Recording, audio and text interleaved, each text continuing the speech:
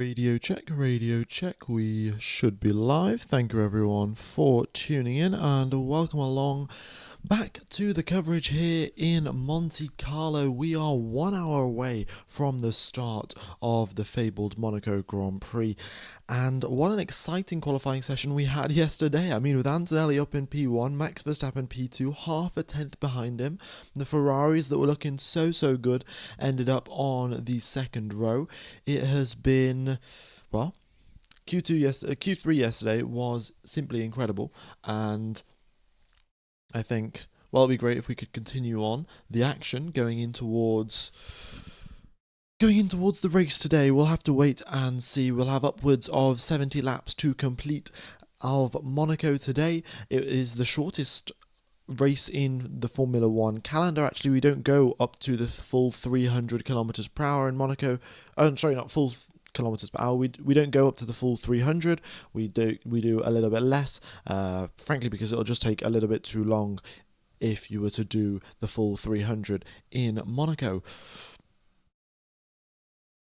All right, a few more things to update you guys with. We have got some tyre information. It looks like all of the drivers in the top 10, they do not own a fresh set of soft tyres. That means that most likely they will start the race on the mediums.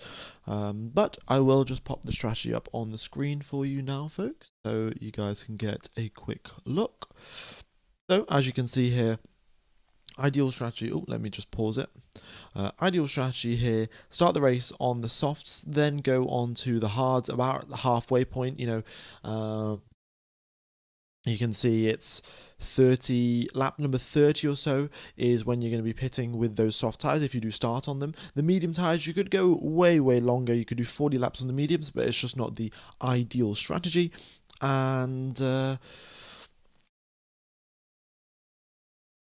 And then, yeah, of course, you've got the alternates, which are start on the softs, then go on to the mediums, or start on the hards, then go on to the mediums. Either way, it's one-stop strategy, pretty much guaranteed. The used softs will probably still be better than the mediums off the line, so we may still see teams try to do that.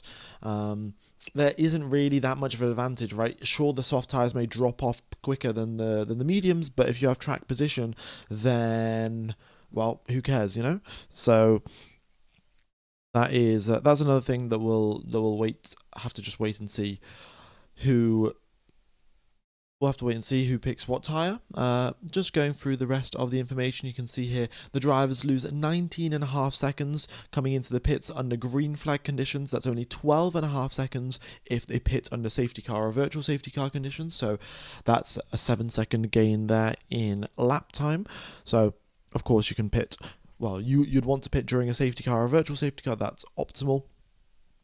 And 19 seconds isn't too bad. Of course, it is quite the short pit lane, and the fact that we've also got a low speed limit means that it still averages out to about 20 seconds. In the past 7 years, we have had 4 occasions where we've had a safety car, 4 occasions where we've had a virtual safety car, 3 occasions with a full safety car, and also 3 occasions with a red flag. 2 occasions, 2 occasions with a red flag and 2 occasions with a safety car. It has been it's been quite interesting. So quite the few interesting races around here in Monaco in the past. And this is the race pace simulation. So as you can see there,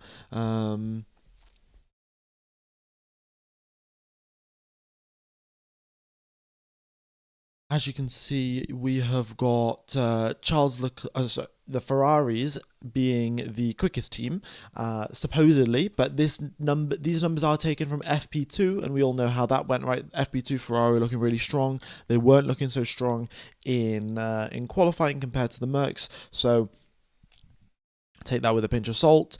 But you've got a clear sort of thing that's established here. You've got the top 3 teams: Ferrari, Mercedes, Red Bull, McLaren a little bit of a ways back. Then you've got Audi, which look to be best of the rest, and then Haas and Alpine aren't too far away, with Aston Martin rounding out the pack at well, 3% slower than the Ferraris every single lap, and that is approximately 2.3 seconds. Yeah. Which side is the clean side of the grid? Let me just double check that one for you folks. I know that the drivers on pole position will be starting on the left-hand side of the grid. That is typically not the clean side of the grid, but the drivers do cut across it a little bit. So, yeah, let's just wait and see. I'll confirm that shortly. Monaco weather. Let me just double check the weather. I don't think there's going to be. Yeah, the chance of rain has gone up to 10%, but it's still totally irrelevant, to be honest, because I don't think it will be raining. At least it doesn't look that way. Okay. F1 Gamer crossed 241k subscribers. Your prediction was 240k by the end of this year. Congratulations, mate. Oh, thank you very much. When did I make that prediction, actually? I know I probably did make a prediction at some point about hitting 240k. Was that at the start of this season? Did I say? Who knows?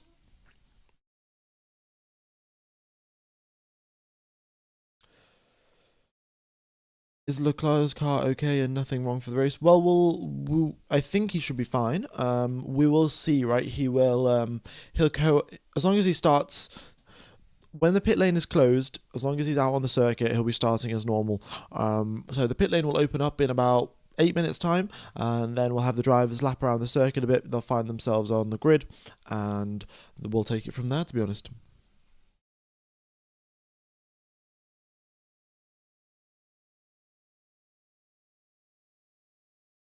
You think Kimi can win in as pole position is everything in Monaco? Well, look, it is. Pole position is seriously important, but we've got a few factors at play here. We firstly know that Kimi Antonelli's race starts have not been that great. Every single race weekend, they've not been that great, and it's just a consistent thing.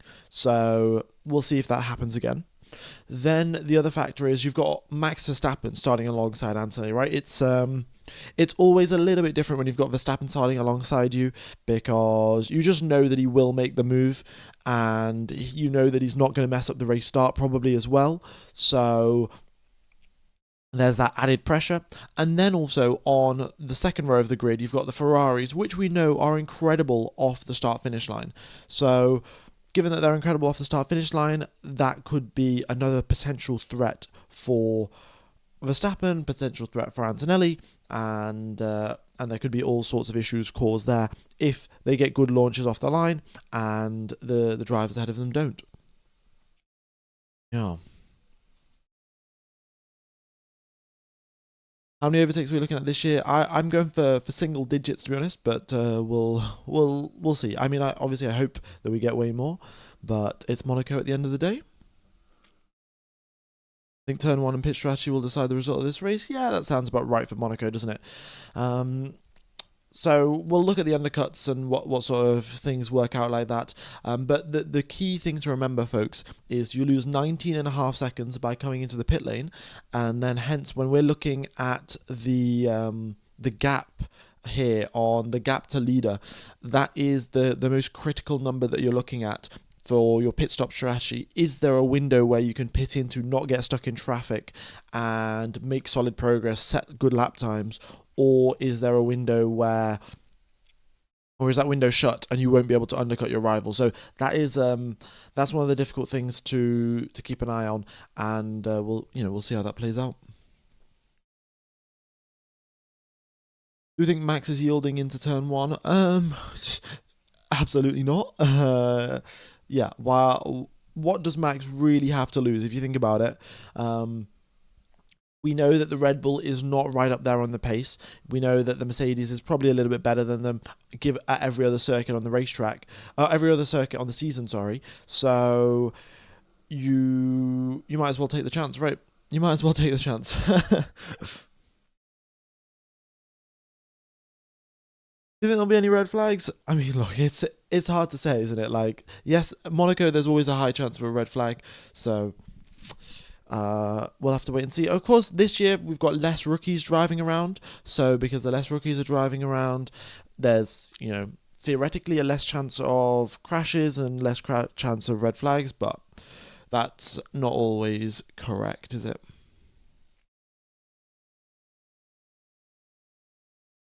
Every other car crashes out and Lance Stroll wins Monaco. I called it. Well, yeah, Lance Stroll P22 to P1 at Monaco. Lance Stroll was one of the few drivers that pulled off overtakes last year, right? He pulled one around the outside at the Nouvelle Chicane on someone. I don't remember which driver, but yeah, he managed to pull one off. So clearly the GOAT. I mean, none of the other drivers could pull off an overtake in Monaco, but Lance Stroll was there and he was delivering. Also, the other thing, for any of you folks that are wondering for, the prediction chances or anything like this about who you think is going to be winning the Monaco Grand Prix, by the odds of it, it looks like 60% of chance goes towards Kimi Antonelli, 27% of chance to Max Verstappen, 10% to Lewis, and 6% to Charles Leclerc. Every other driver is 1% or lower.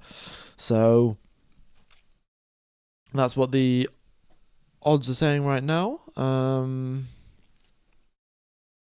as it always is, right? Going into odds, pole position always has the best chance.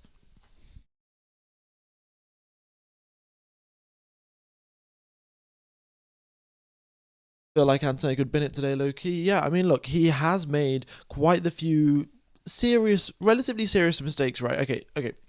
The mistakes themselves haven't been serious, but the consequences that could have happened were, he might, very minorly avoided severe consequences. So locking up, nearly crashing into his teammate, then having contact with a few of the drivers when he probably shouldn't have had. So yeah, I was saying this during free practice, and it's very much sort of a, how do you say it? A matter of when this incident is going to occur, not a matter of if.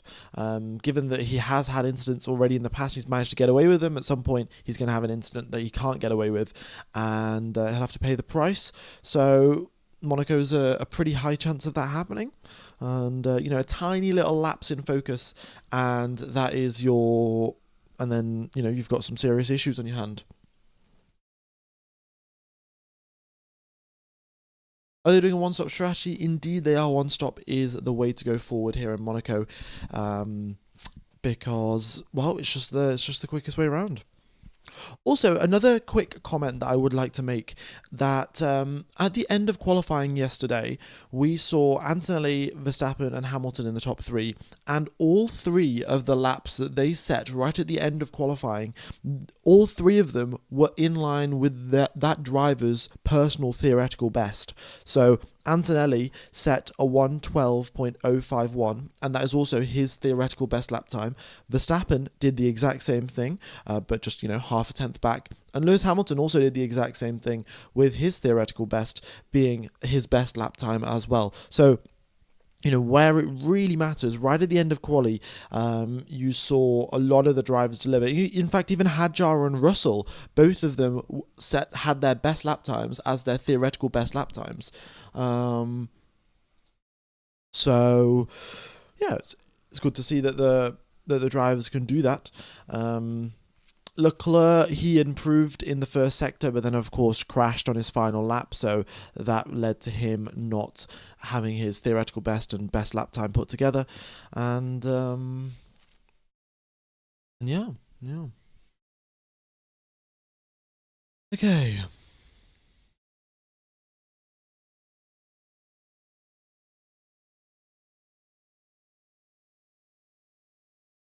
Apparently Friday was cooler and Ferrari was quicker, but they struggle when it was hotter like yesterday. Yeah. Yeah, I mean, I would just like to call that Ferrari delusion, to be honest. I've just seen it a few too many times. And look, I understand that, of course, as temperatures change, the car's performance change, and that affects things, but all of the drivers had the warmer conditions, right? So suddenly Ferrari loses 0.3 of a second because the temperature goes up by 6 degrees, and Mercedes gain 0.3 of a second. Like, it just seems a bit unrealistic, to be honest. It seems much more likely that the Mercedes team was sandbagging during during practice. It is ORF, folks, if you want to watch the coverage today. ORF. Yeah, I think they've started their broadcast. Yeah, they have.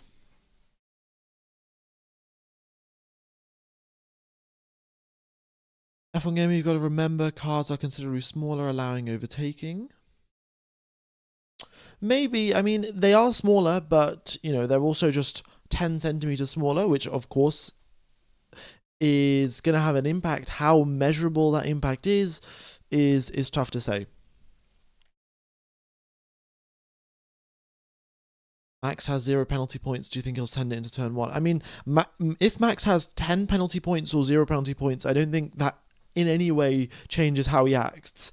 He will do whatever he wants to do in towards turn number 1, and I'm fully predicting that he will have his car pointed over to the left-hand side, ready to cut across Kimi Antonelli. So, yeah, I wouldn't be too concerned about that one.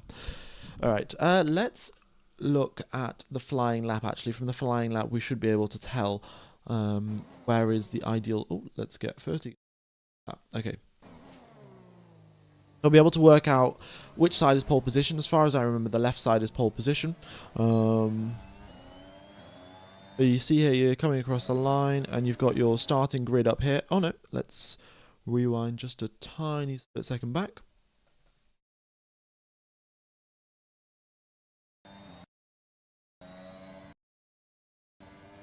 Here we are. Yeah, I also know. So you have got the right-hand side. Is it the right-hand side? Oh, I'm really bad at pausing this.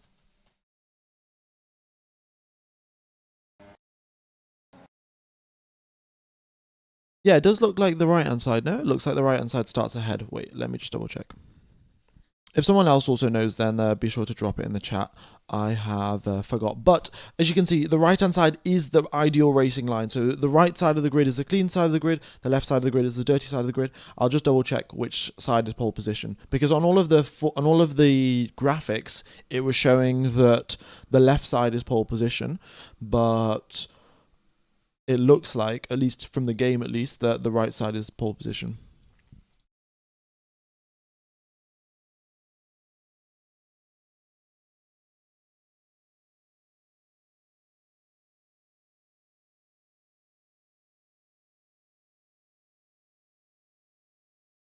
Right, great. Well, I can't find any useful information.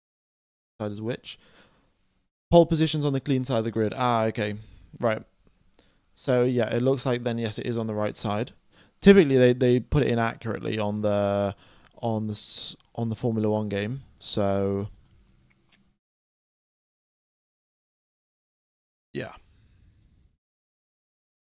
I'm only streaming on YouTube today, yeah. My internet's just being a little bit dodgy, so I can't stream to both platforms because, well, it's more likely that the stream might lag or glitch or anything like that. So just YouTube for today.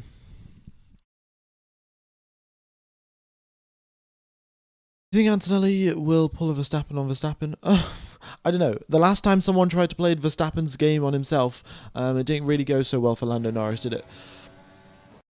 Okay, so you're going towards turn number 1 here. This is Sandivo, and no heroics into here. You just need to make it through in one piece, to be honest. We may see some drivers cut the corner. I definitely would not be surprised if that was the case. And then you go up the hill through, you know, this extremely narrow section. We saw some collisions here, actually. This was a few years ago. We had 2 drivers collide trying to go side by side through here, resulted in contact, big damage, and I think also a red flag for that one. Yeah. And then down you go through the casino, through Mirabeau, and we got the 2 Cadillacs just lining up there at the end of the pit lane, so we should have the green flag coming out very, very shortly, actually. Give me a sec, let me just put the current live timing data up on the screen.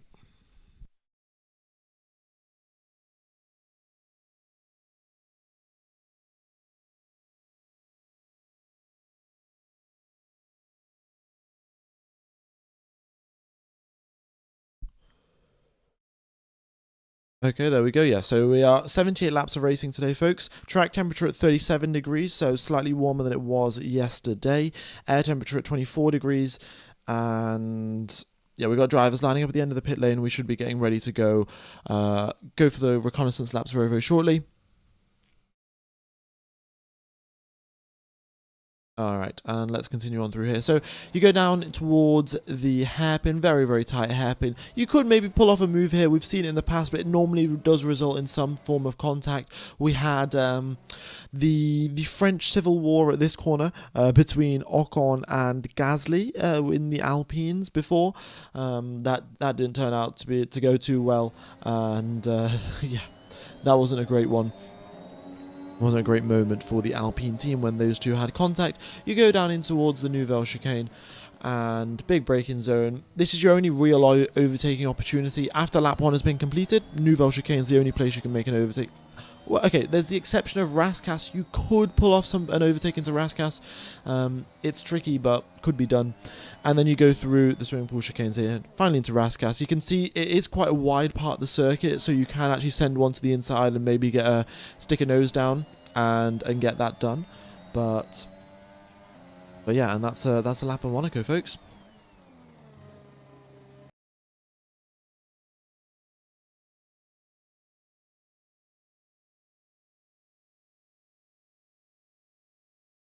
If the starting positions remain the same, Kimi will be up 60 points on George. Yeah, that's pretty wild, actually. That is pretty wild. However, we've seen it in the past, right? Max Verstappen got dangerously close to closing up a big deficit like that. In fact, Max's deficit was way, way bigger. So, it's still too early on in the season to make any definitive claims about who's going to win and who's not.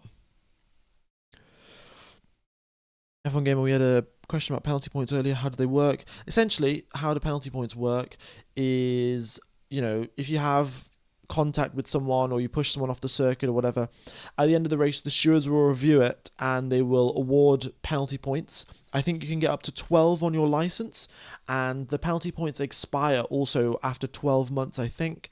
It's either 12 months or 6 months. So if you get more than 12 points on your license within 12 months, then you get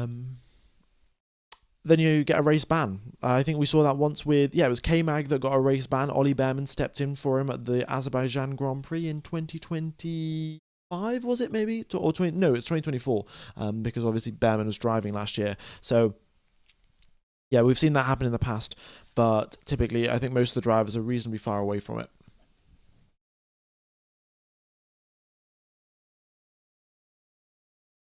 I heard that Leclerc got a new gearbox. Shouldn't he be at the back? I haven't. If Leclerc had got a new gearbox, they probably would have sent an F1 notification about it, being like, "Oh, Leclerc starting at the back." So we'll see. I'll get any confirmations that I can for you. We got Sergio Perez with failing to follow race director's instructions, practice start infringement. George Russell said that nothing clicked during qualifying yesterday. He just couldn't get it all together.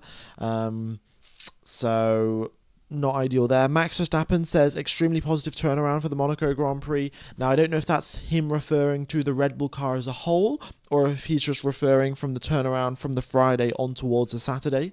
So that's still yet to be seen, whether the Red Bull performance will continue on in towards the Spanish Grand Prix next weekend. But I'm sure all of the Dutch fans will be very, very hopeful for that. We've got McLaren's 1000th Formula One race that they are taking part in, which is pretty spectacular. Of course, in the history of Formula One, the 1000th race was the 2019 Chinese Grand Prix. So just a few more years on, and you've got McLaren hitting their 1000th Grand Prix. So that is pretty incredible, to say the least. They've been in Formula One for a extremely long time. Has the team formed by Bruce McLaren. Hash Brown in the chat is asking, do I like hash browns? I do like hash browns. Yeah. Will you change the 2026 poll time? Well, actually, I probably will just get rid of the 2025 poll time, and we'll put a 19.5 second pit stop loss time. That's probably the most important information.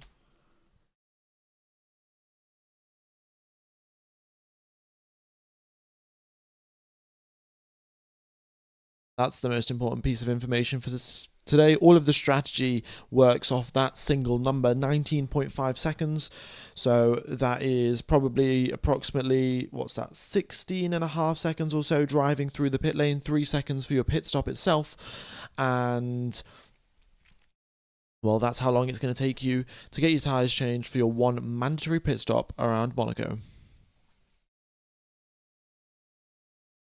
The cars are on the track because they are coming out of the garage, they're driving around the circuit, and then they're going to find themselves lined up on the grid. So, overnight the cars are stored in the garages. They have to make their way to the grid somehow. So you can either obviously just push them to the grid or you can drive them around, and they've decided to drive them around.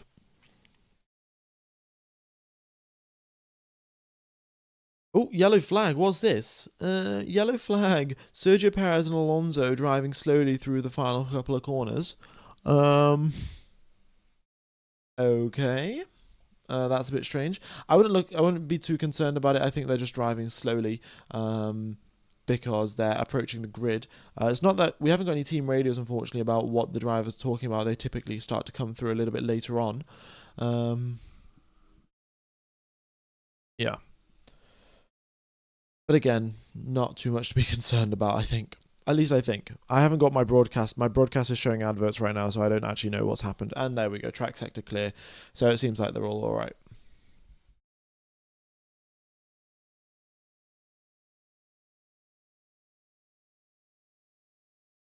Carlos, Lando, George, Charles look so close, chatting at the drivers' parade, but when they truly seem to come alive is when they're fighting for the podium on the track. Yeah, I mean, it's totally different, right? These drivers, they're all reasonably good friends. They all fly around the world together. They're all probably going to have dinner with each other at different times of the year. But, when you put the helmet on and the visor goes down, then all bets are off, and you just have incredible racing between them, and incredible respect as well. Exoteric has been a member for 21 months. I mean, that's coming up on 2 years now, buddy. Yeah, just incredible that you've been supporting the channel for so long, and glad that you still enjoy it. I thought you must get fed up of me. I'm sure I get fed up of myself, to be honest, if I was listening to myself for 2 years, but here I am, taking along. F1 Gamer, what's your real name? My real name is Larry.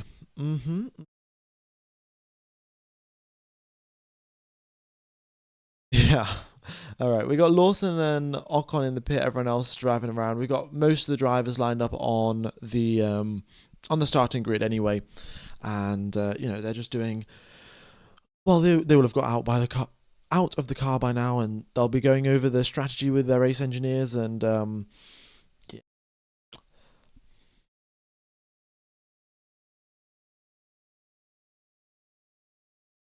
Lawson having car issues? No, I think he will just be coming out of the grid pits. There's a bit of like all of the drivers are doing practice starts right now. So, well, yeah, they're all doing practice starts because, of course, they want to get a good start off the line. So, hence, good to do a bit of practice. Good to get also the clutch settings dialed in for the most optimal deployment of the clutch. So they'll be looking to do that. Also, the start-finish line in towards Monaco is the start-finish straight in Monaco is also ever so slightly on a hill, so they'll have to adjust their clutch settings accordingly to make sure that, well, it gets deployed correctly, accounting for the conditions that they're on an ever so slight incline. Where do I get the data? Look, this tool here is called Multiviewer. I've still done quite a bit of stuff with it to make it look as nice as it is on the screen, but you do have to pay for F1 TV to actually get access to the data. So, yeah.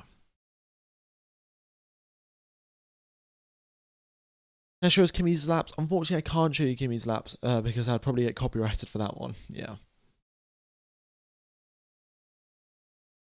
No problem, cars going around him at the exit. Oh yeah, he has just stopped at the pit lane exit, hasn't he? That could be issues for Bortoletto. It says he's in first gear, going at 0 kilometers per hour.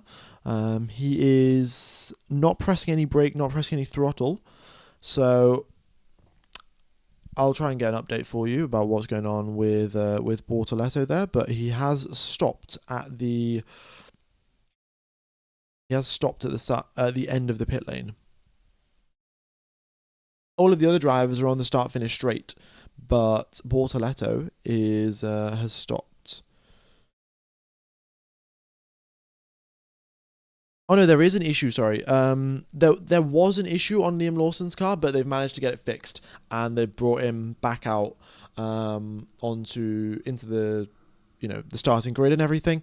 And as for Bortoletto, yes, there are issues on his radio. I don't know exactly what he's saying because I haven't got my headphones plugged in, but the thing is, he doesn't have to start from the pit lane yet. If they can sort out whatever it is while he is at the end of the pit lane exit, and they can tell him press this button, press that button, do a full restart, do this, that, and the other, then he can still start the race from 16th position. However, if he is now pushed back into the pit lane, that means he'll have to start the race from the pit lane. So it's essentially critical now for the Audi team to sort out this issue without getting Bortoletto back into the pits. However, on the GPS, it's just said that he's gone back into the pit lane.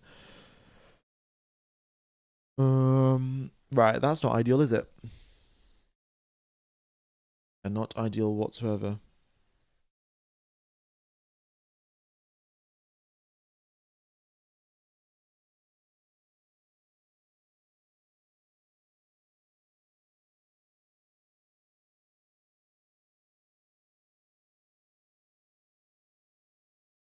So potentially Bortoletto starting from the back of the pack.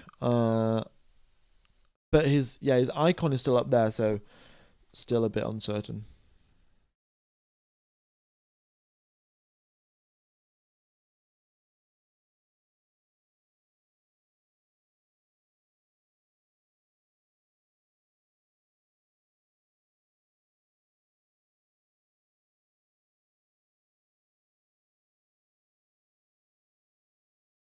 A few things to get the broadcast ready. Yeah, I wasn't perfectly ready for the start of the stream. Actually, it was a little bit rushed. One of my friends from Canada has just sort of arrived at my front door. So yeah, that was. Oh, we got the data refreshing there. Yeah. Fortunately, not from Montreal, from New Brunswick actually. So they didn't get to go to the Formula One race.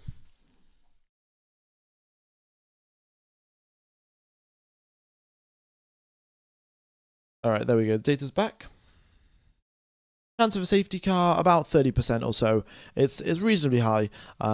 Given that it's Monaco, it's yeah, got no margin for error whatsoever.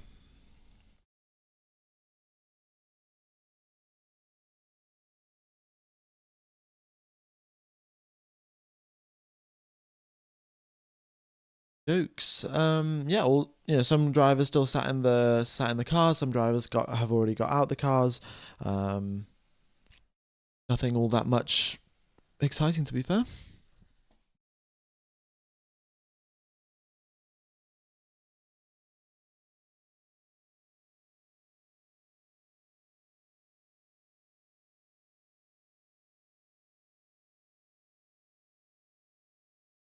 Am I from Canada? No. I'm from the UK. However, visiting Canada would be quite nice. Actually, it seems like a nice place to be. Yeah, especially given all that I've heard about New Brunswick. Seems like a nice place to go visit. I'm sure we've got quite a few people in the chat from Canada. Given that the race was there last 2 weekends ago. F1 Gamer, what if Ocon hits the back of Perez and collects Behrman? How Ocon is in front of Perez, so it would have to be the other way around. We'll just see how it goes. No, I don't know why. Also, I need to switch the data over to race mode. There we go. All right. You guys should also be able to see the speed of the cars, what speed they're doing, and we'll be able to see if there's a difference from what the top speed difference is without any straight mode.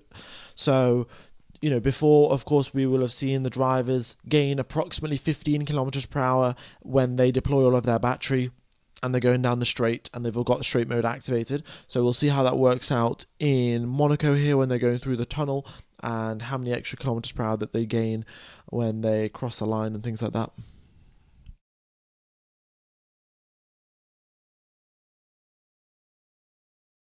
What are my predictions? My predictions are we're going to have 4 DNFs today. Yeah, maybe even a little bit more. Wow, the Monaco grid is really tightly packed. I mean, I know it's a street circuit and there are loads of people there, but oh my god, it is busy.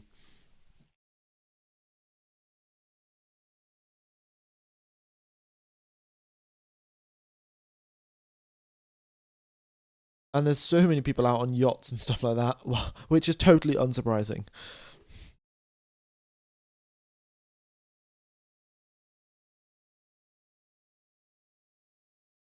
Folks, how many overtakes do you think we're going to be getting today? I'm going to go with 8 overtakes. 8 overtakes is my prediction. So that'll be what, 1 every 10 laps or so. This is excluding lap 1, right? Lap 1, turn 1, or even just lap 1 as a whole. Typically, that doesn't get counted into any sort of overtake number. You just get everything after lap number 1.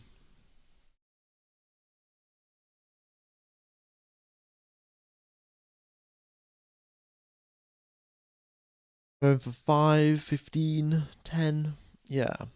What happened with Bortoletto? He's had an issue with his car. He couldn't leave the exit of the pit lane. So let's see. Bortoletto will be starting in the pit lane, actually. So just to confirm here, folks, Bortoletto will be starting in the pit lane. They couldn't get the car going, so he's pushed back into the Audi garage. And so if Audi can sort the issue out before the race begins, then he will start from the pits. But it's still yet to be confirmed if Audi can fix the issue. We have seen this in the past, actually. Was it Australia? I think it was Australia, where either Bortoletto or Hulkenberg had to retire before the race even began because of an engine problem. Yeah. No, folks, we don't have any minimum pit stop, so it will just be a one-stop strategy. It's unlikely that we're going to have drivers pit twice. You just don't really see it much in Monaco. There's no point giving up track position. So, yeah.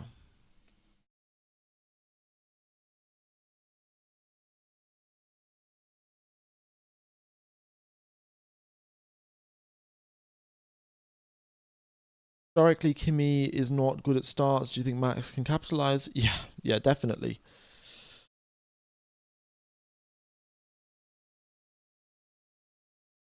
Do you know what tyres they'll use? Yeah, let me just put the tyre information up on the screen for you folks. Give me a sec.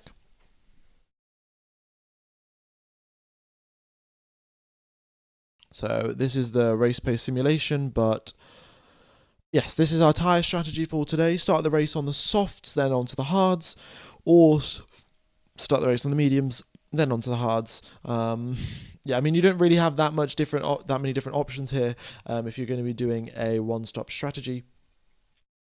So pretty bog standard for Monaco.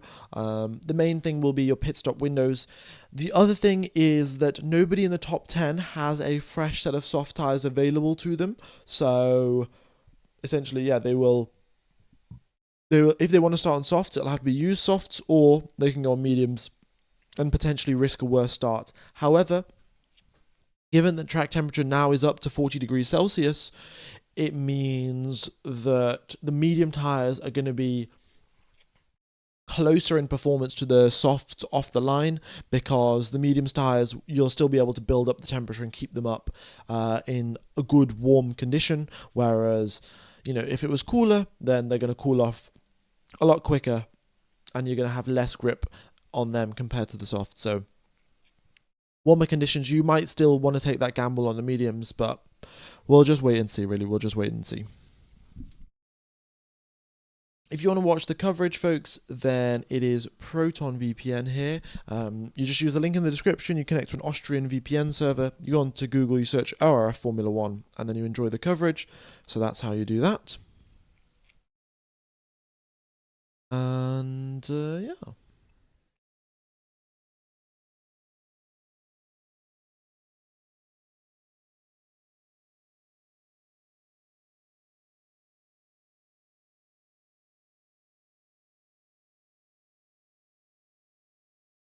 The other thing is that I don't know how much the Ferrari car is going to actually have its benefit off the line, right? We always know that the Ferrari will be slightly better off the line than all of the other teams, but the problem that you have is that the circuit itself is you just don't have that big of a run from turn number one in towards from the starting grid in towards turn number one. So you can see here, this is the starting grid. So the drivers will get a launch, right?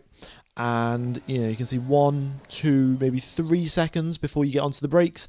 Now, of course, I was coming through at full speed there, so the drivers will start at 0, which will add a little bit more time, but you've got at max 5 seconds of the drivers being on the throttle. Is that enough for the Ferraris to then leapfrog the front row and to get up onto the front? Seems like it's going to be tough. Yeah. Is the Red Bull still overweight? Indeed it is. Indeed it is. Yeah.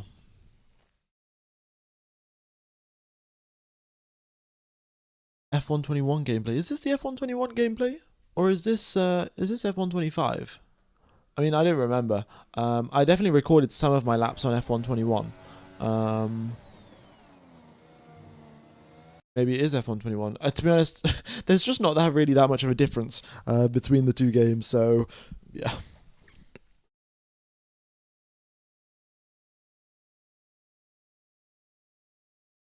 Is it definitely not 25? Yeah, I mean, to be honest, yeah, I can't tell the difference. So, there you go.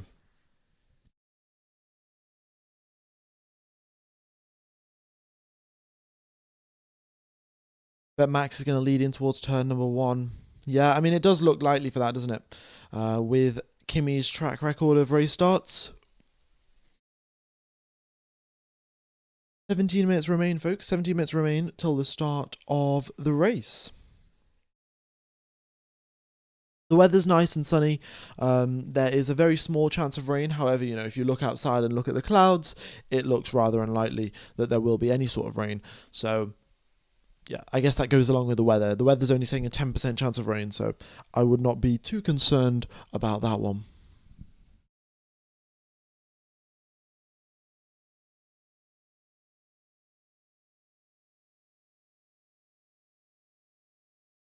Lance Stroll looks really bored. And to be honest, if I'm starting in last position for the Monaco Grand Prix, I'd be pretty bored as well, because you just know that there isn't that much progress to be made. Like, no matter how good your driving is, you're probably still just going to be stuck in last position anyway. So, bit of a shame.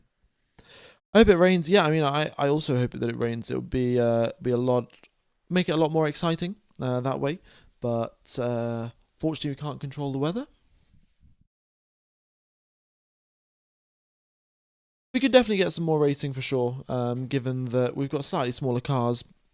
The racing in Canada also wasn't that bad, right? It was pretty good racing in Canada, I've got to say. So, does that translate directly to Monaco? Probably not, but does it translate to other circuits? Yes. I think in Spain we're going to have some brilliant racing, especially down that mega long straight for down the start finish straight. That should be great.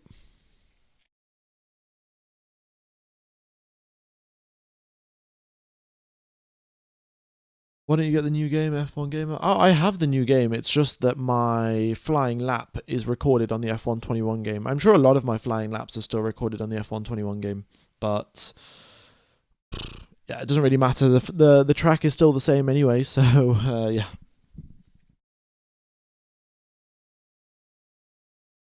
George is a front seat is watching his teammate win. Yeah, I don't know what's been going on with George, really. He's going to have to, well, take some sort of a reset and try to go again. But it's difficult. It's, you get in this sort of downward spiral, and then making progress and fighting back against it is pretty tough.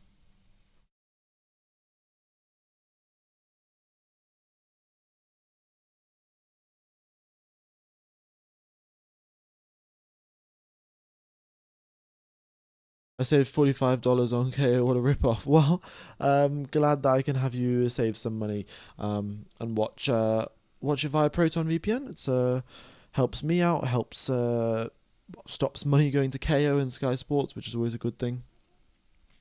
When am I taking over from Martin Brundle? Well, as soon as I get the phone call, I'll be there.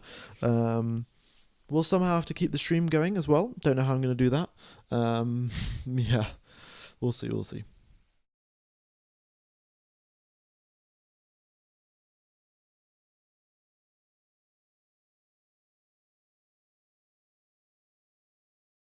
Wind is not too windy. Also, the FIA have said the risk of rain is 0% rather than 10%, which is what the forecast was saying.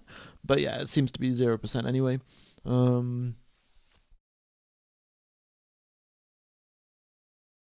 Yeah. Gasly outperformed Colapinto. That was sort of to be expected, really. Nice performance, though, from Gasly and Lawson, both of them yesterday in quali, making it through into Q3. I would have expected Hulkenberg to make it through, but his lap at the end of Q2 was a bit lacking in pace. And the Williams also, not too bad from them, 11th and 12th position. Good opportunity at points ahead, especially if there's some chaos. So it'll be nice to see Williams score some more points. It is a mandatory. There is no mandatory two-stop. It will just be a one-stop race, folks. One-stop race. Once again, I'll just show you the strategy. And the other thing is, yes, this pit stop last time. Oh, we got radio. Oh, more of I.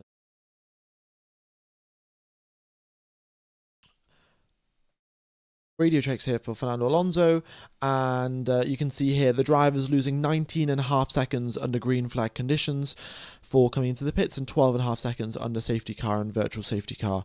So 7 seconds gained if you pit under the safety car. Yeah. What happened to Lindblad? Lindblad just, I don't know, he didn't make it through.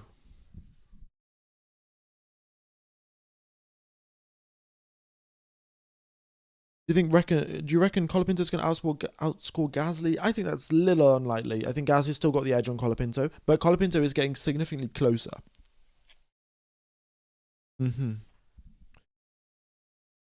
How to watch it, folks. So what you do is you get Proton VPN using the link in the description. Then you go to an Austrian VPN server. You go onto Google, you search ORF Formula 1, and then you enjoy the Formula 1 coverage. It's as easy as that. The commentary is in German, so if you don't understand German, then you just mute the coverage, listen to me talk instead, but you still get to see the cars go around the circuit. You still get to see the cars going around the circuit and all of that, so. Bortoletto is in the pits, folks, so I would like to confirm Bortoletto will be starting the race from the pit lane if Audi can fix their car.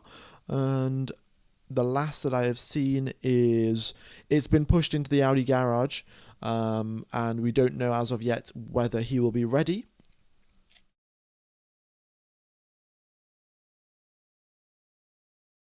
Oh no, sorry, just to confirm, yes, Bortoletto actually will be starting the race, so it's just come through. Bortoletto's starting from the pit lane, and he hopes that the race goes well. So we'll see what he can do starting from the back.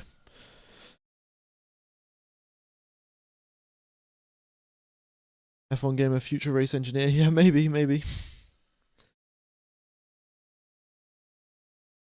But the Williams car bouncing around a bit, or going over these curbs and such, but they've managed to keep it going all right so far. We'll see if they can keep it together here. Don't know why Lawson's car is moving on the GPS. It says that he's going at 8 kilometers per hour. Anyway. Heroics into Sandevot. I'd say no heroics into Sandevot. Just like Jeff on Jeff on the F1 games as the race engineer. But, you know, you're Charles Leclerc, you're starting alongside Max Verstappen. You know Verstappen is going to try and send one to the inside of Antonelli, or send one around the outside. So then, you know, what do? Do you try and follow Max Verstappen through? Surely, why not? You should try. No longer streaming on Twitch. No, unfortunately, my internet connection is being a bit dodgy this weekend. So probably next weekend I'll be back to streaming on Twitch. But this weekend, not on Twitch, just because of the slight dodgy internet.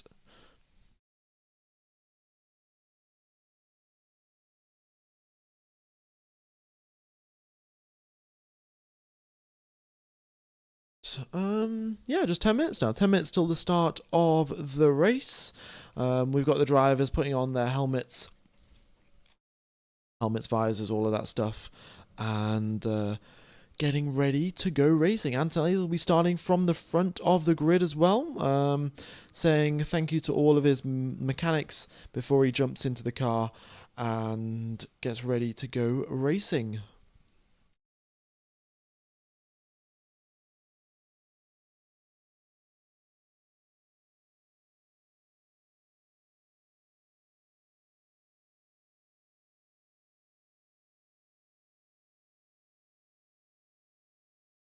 Yeah. Okay, folks, so just to confirm, so we have got the drivers with odd numbers. They are starting on the right-hand side of the grid, which is also the clean side of the grid. The drivers with even numbers, they're starting on the left-hand side of the grid, and that is the dirty side of the grid.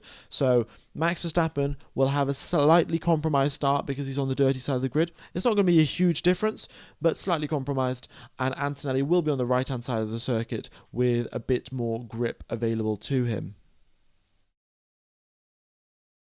It's a one-stop race, folks, one-stop race. In fact, I might just pop that up also on questions about it.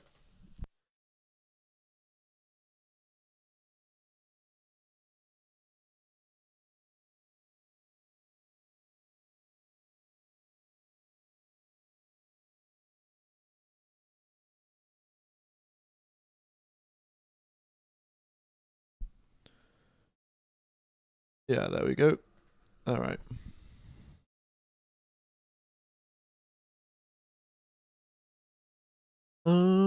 Yeah. All right, folks, we've got 10,000 people tuned into live stream. Thanks, everyone, for tuning in. Hope you're enjoying the coverage.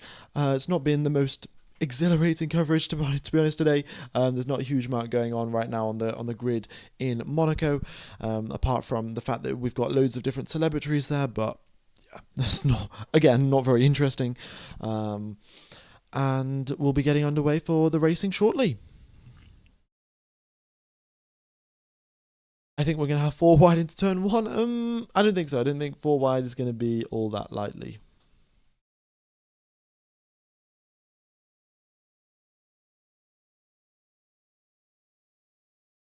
Impressive from Quali, Mr. I would have 2 World Drivers' Championships by now, George Russell.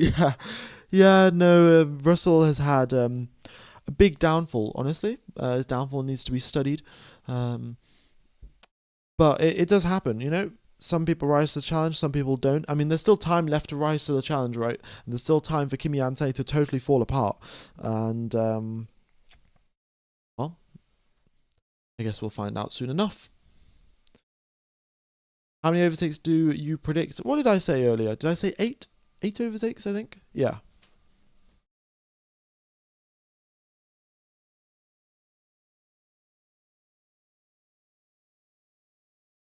Leclerc's gearbox, all right. Yeah, I mean, given that he's starting on the grid right now, he should be fine. Ferrari will have been allowed to carry out checks just to make sure it's all good.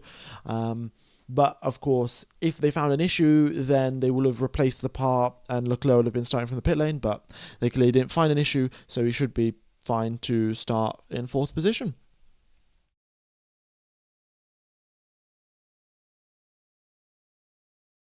George is the new Bottas of Mercedes. maybe. Yeah.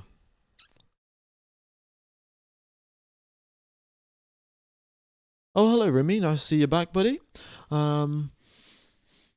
Yeah. Quick reminder, folks, if you do want to watch the coverage, it's Proton VPN, and then an Austrian VPN server, ORF, and you can watch the coverage. And 5 minutes now till we get lights out. Oh, the other thing is that the tire information. Yeah, so off the line, the soft tires, of course, will be more grippy than the mediums, but the mediums, of course, going to last longer. So what do you do here in Monaco? And I think the safest bet is to start the race on the soft tires.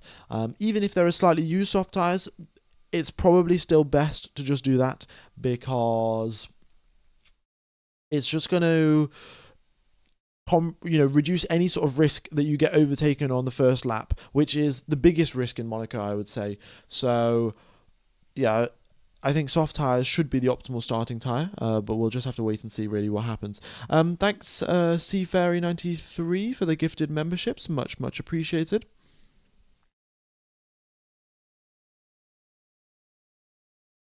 When's it starting? In 5 minutes' time, you can see that. Oh! Okay, well, I guess I'm an idiot because I've just said the soft tyres were the optimal choice. Everyone, with the exception of Perez and Bottas, are starting on the mediums. Clearly, there's something that I don't know, and the other teams do, and everyone's on the mediums, actually. Okay. Oh, this is gonna... Oh, okay. Well, this is going to make the strategy awfully boring. So just to reiterate, folks, the strategy is you start the race on the medium tyres. So this is strategy number 2 here. Folks, strategy number 2. Start the race on the mediums. Everyone will pit between lap number 30 and 40, and then you go on to the hards. Yeah. Oh, Bortoletto also starting on the soft tyres. Seems like he's decided to start on the soft because he's starting from the pit lane. We might as well take that. But... there you go.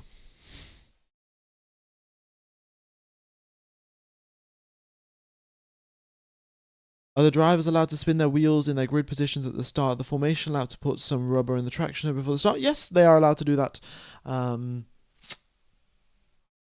We also do see a few, sort of interesting... if a team thinks that they're going to start in first position, then during the practice sessions, they will also go and deposit extra rubber there a little bit. And the mechanics when they're lining up on the grid as well. So, for example, if it's a wet race, what the mechanics will do is just before they leave the starting grid and go back to the garage, they'll push away as much water as they can. They'll get like a leaf blow dryer to dry out the circuit as much as possible for just the starting grid location. So, the teams will do all sorts of things to increase even that tiniest amount of grip off the line.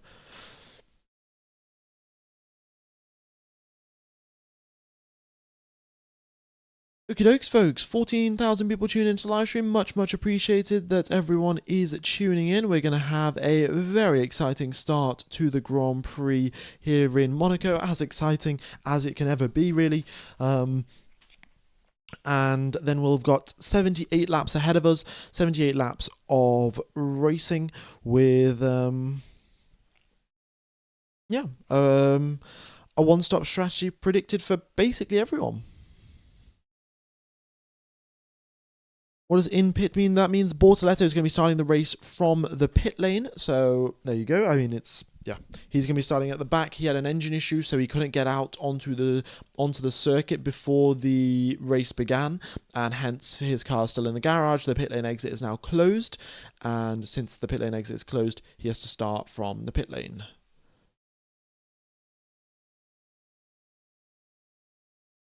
Go.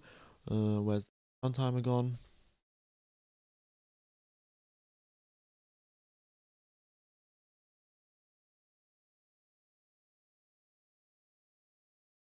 F1 Gamer, are you in sync with the race time? I am in sync with ORF and SRF within about the space of 5 seconds or so. In total, there's probably like a 30-second delay as to what's going on in Monaco right now and, what's happening on my stream.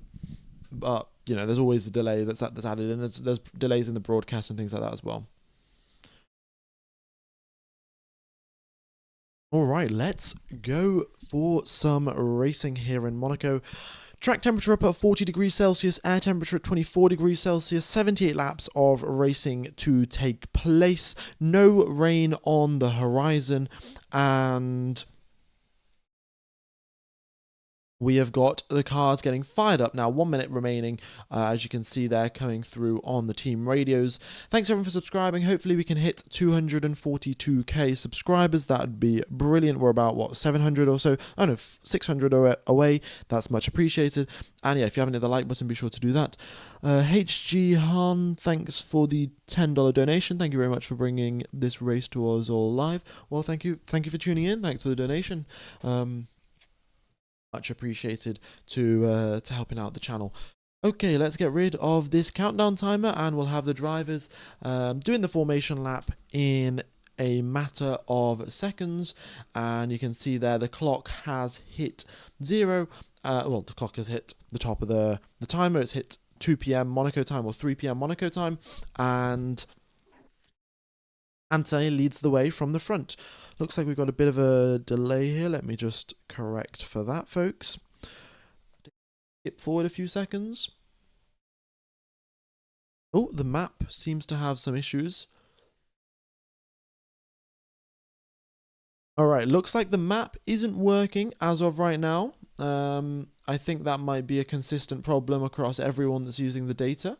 Yeah, it seems like everyone's got the same problem with the map not working. Okay, but I'll continue commentating as normal, folks, so don't get too worried. And the leaderboard here will continue updating. The map itself might have some problems, but I'm sure we'll be able to deal with them.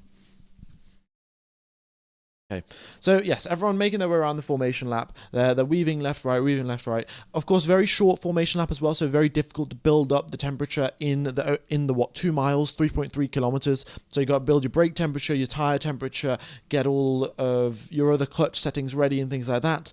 And yeah, it's a tough one. But they have this planned out, right? Because during qualifying, they were doing double warm-up laps to get everything ready. Now in the race, they've got to squeeze it all together in one occasion. They'll do a lot of burnouts to get that sorted. But yeah.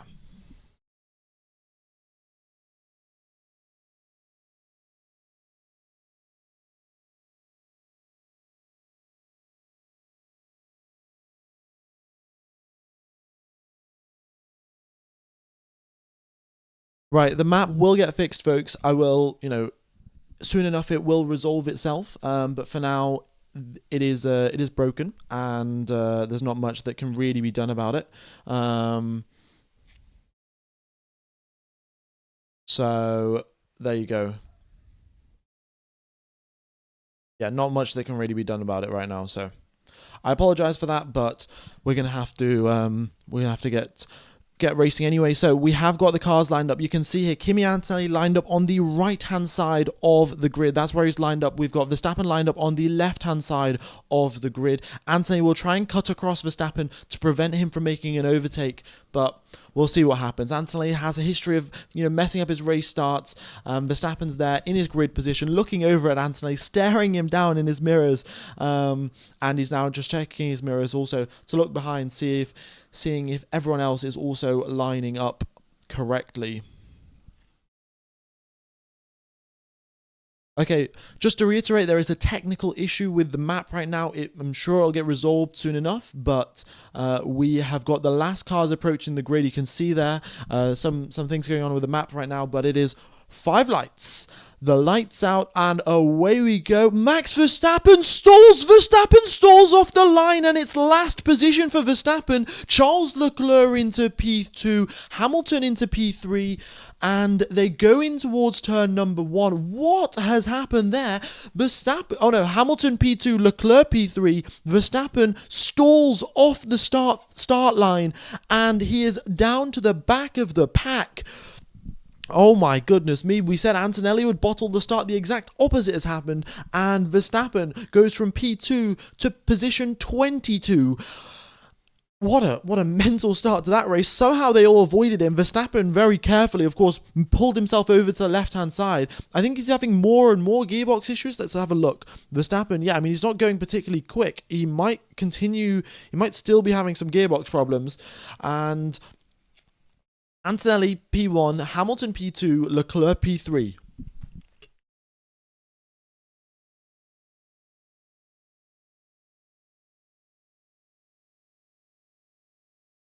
All right. Yeah, Verstappen's still going slowly. That's 100 kilometers per hour. Yeah, Verstappen's got problems. I think he's just going to retire the car. He should be going 200 kilometers per hour through that bit of the track. He's going only 120. So just bring it home. They've come over the radio. Just bring it home, Max. He's driving in crawl home mode, limp home mode, and that is the end of the Monaco Grand Prix for Max Verstappen. Yeah, game is over. We've got 3 drivers entering the pit lane immediately. Behrman, Bottas, Bortoleto, all into the pit straight away. They're going for the strategy where they just pit at the start, never pit again, and hope to make it to the end. So Bortoleto, quick 3-second stop. Bottas, 4.7 second stop. Behrman, 10-second stop. Seems like Behrman must have had to change his front wing or something. Max Verstappen pulls into the pit lane to retire, and the gaps up at the front. Oh my god.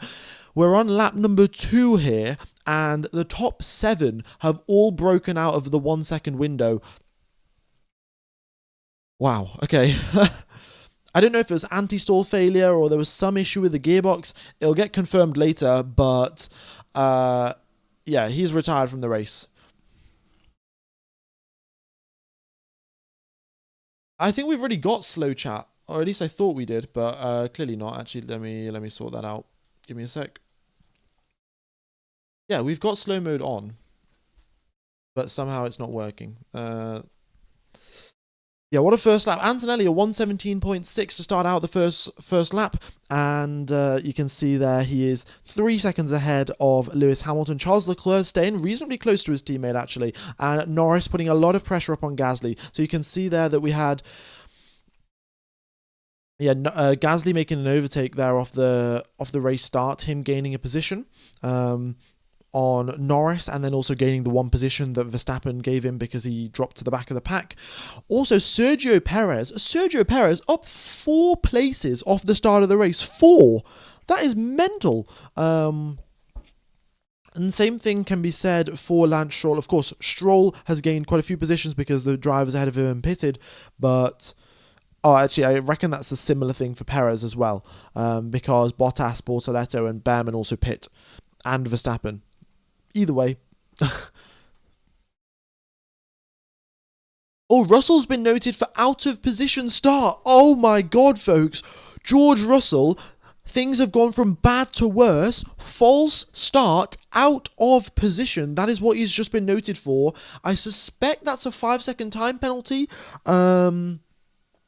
Yeah, I can't remember any other occasions where that's happened, but essentially, if you're either too far forward, too far to the left, too far to the right, if you're not in the correct rectangle where you're meant to be, then you get a penalty for it. And George Russell's been noted for a false start, for being out of position.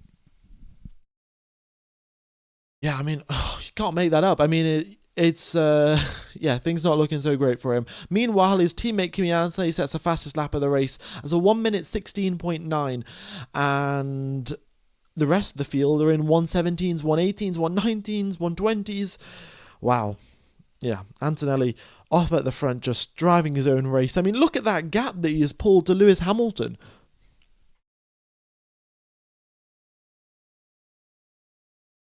Mental. Okay, and Lando Norris there in 8th position. He's about 4/10 back from Pierre Gasly. Still applying a lot of pressure to the back of him, and we'll just have to see if they can force a mistake from the Frenchman. I guess this is as close as it gets to a home race for Pierre Gasly. Monaco being off the coast of France. So yeah. I guess same thing for Ocon as well. I'm definitely going to have to put it on the screen about what happened to Max Verstappen, because we're going to have a lot of people asking about it.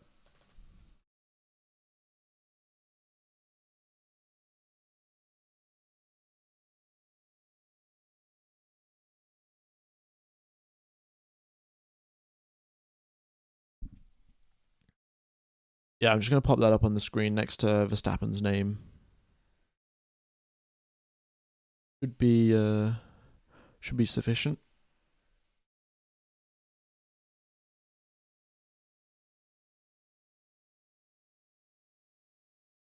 All right. Yeah, that race start was pretty crazy. So we've got a replay here from Max Verstappen, and yeah, it looks like he hits anti-stall, and yeah, then he just pulls over to the left-hand side to avoid getting hit. Yep, completely nice. What the F was that, guys? And then his head is just jolting about. You can sort of see it, like it's just moving forwards and backwards, and it seems like either the clutch is not engaging properly or something, or yeah, something's going on.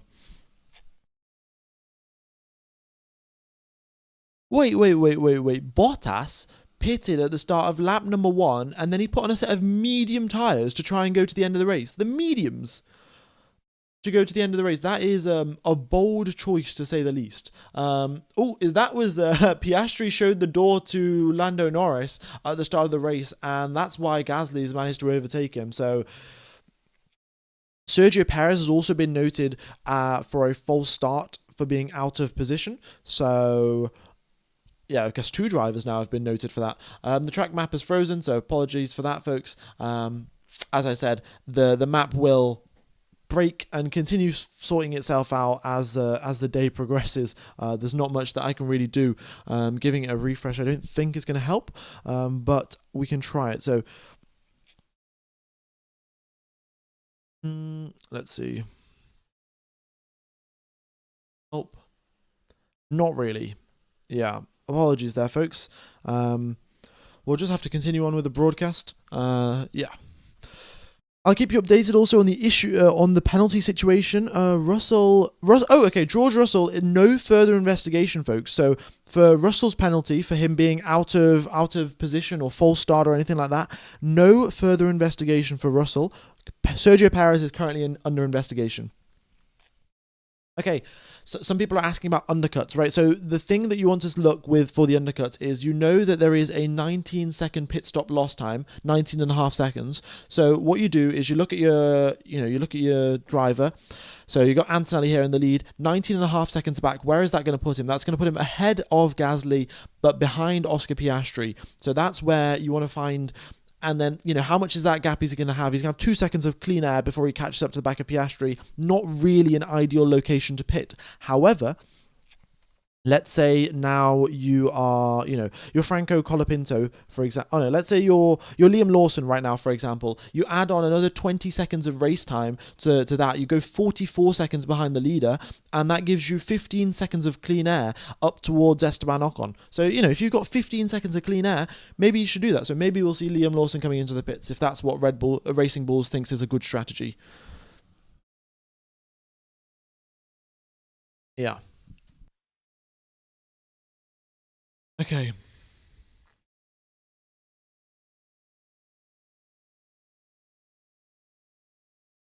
Let me just double check, see if the map's broken for everyone else. Yeah, everyone else has also had the same issue, and the map is broken at the exact same position. So, yeah, apologies there, folks. But, yeah, same problem for all of the other streamers as well.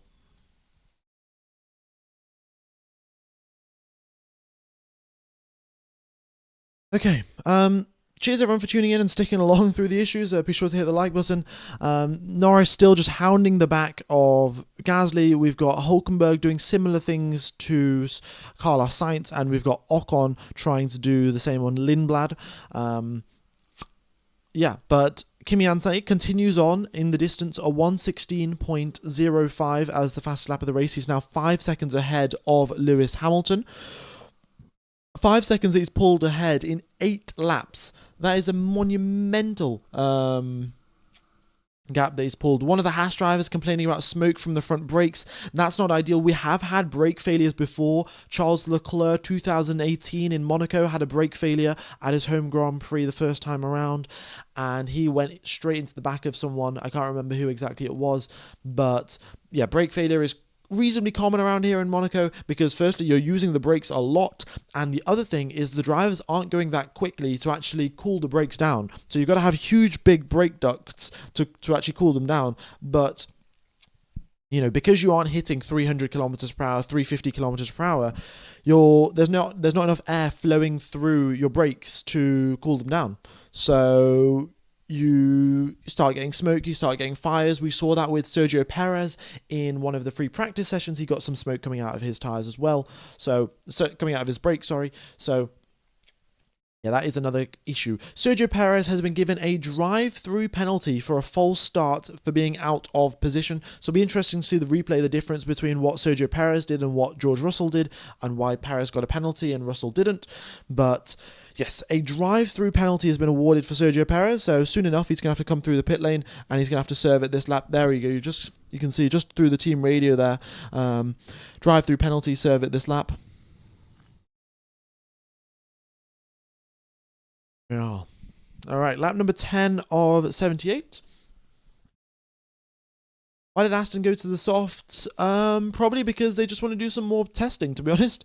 Yeah, McLaren, Aston's just, they do whatever they want to do, and it never really makes a whole lot of sense. We have got Ollie Behrman crosses the line at 263 kilometers per hour, which is the quickest out of anyone. He gets a bit of a toe off of Bortoletto as he does so, and that's the fastest speed we've seen anyone cross the start-finish line in the race today.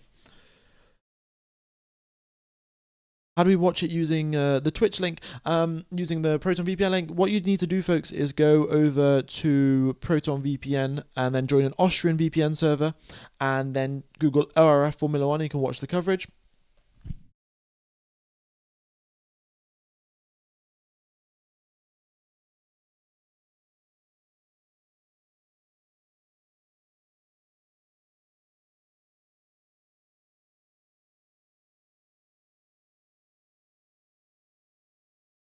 Yeah, look, folks, the maps is broken. I know that the map's broken, but you know, it's it's all dependent on the FIA downlink, right? So they have the telemetry in Monaco, and then that from Monaco gets sent somewhere into France, which then gets sent all around the world, and then it gets sent to my computer, and somewhere in that system it's broken. So, and to be honest, for the FIA, top priority is just to make sure that they have their systems working, so they can work out at the circuit itself who's where, and you know, where to deploy a yellow flag, where to deploy a green flag. It's not really that relevant for the FIA to send it all around the world. It's obviously nice that they do, but yeah, it's not their top priority, so it's going to be a while till it gets sorted, folks.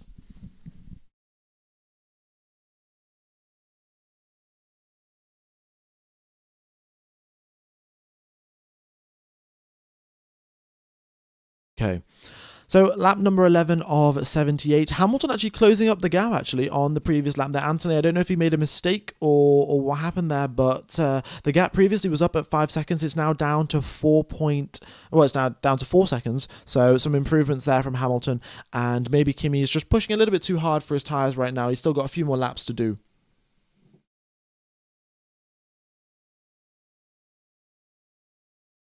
Okay.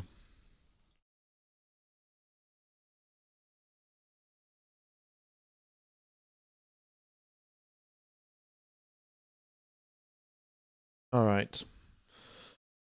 So there you go.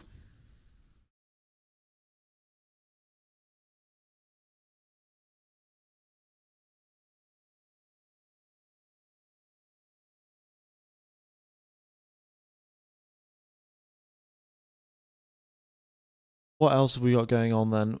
To be honest, we've just got Colapinto now trying to overtake Hulkenberg, and all of the other gaps have extended out quite large actually. So we've got Carlos Sainz there, 1 point.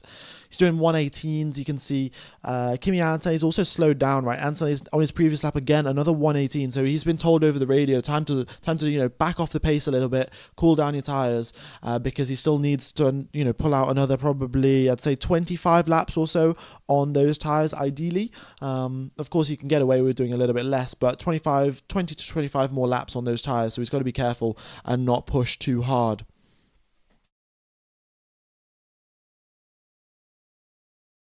Yeah. All right. I'm just gonna have a quick sip of water.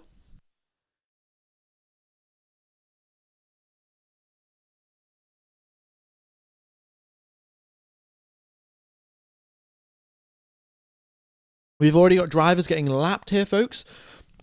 We've already got drivers getting lapped. We've got Perez, Bottas, Bortoletto, and Behrman already been lapped out of the back of the pack. Of course, they've done their pit stop, so that is part of the reason why. But yeah, traffic now coming through.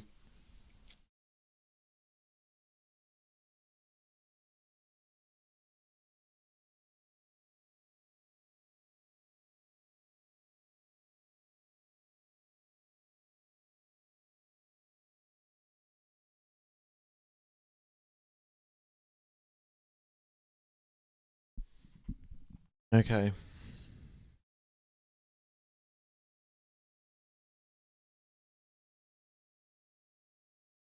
Yeah, I should probably just make that a bit bigger and just get rid of some of this text.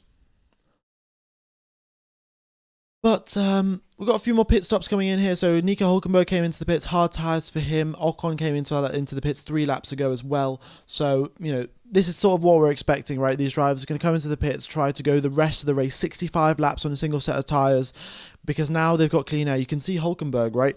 If you look at the delta over here, you can see that he's got 15 seconds of clean air up ahead to Lindblad ahead of him. So, why not? 15 seconds of clean air.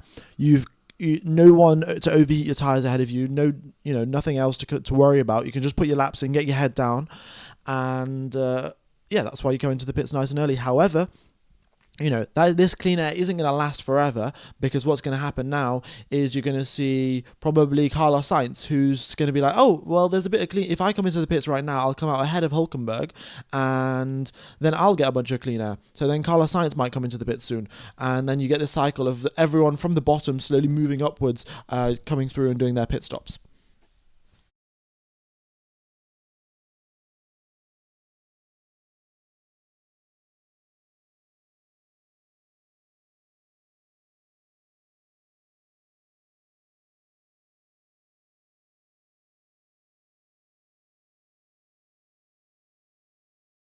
Wait, there we go. All right.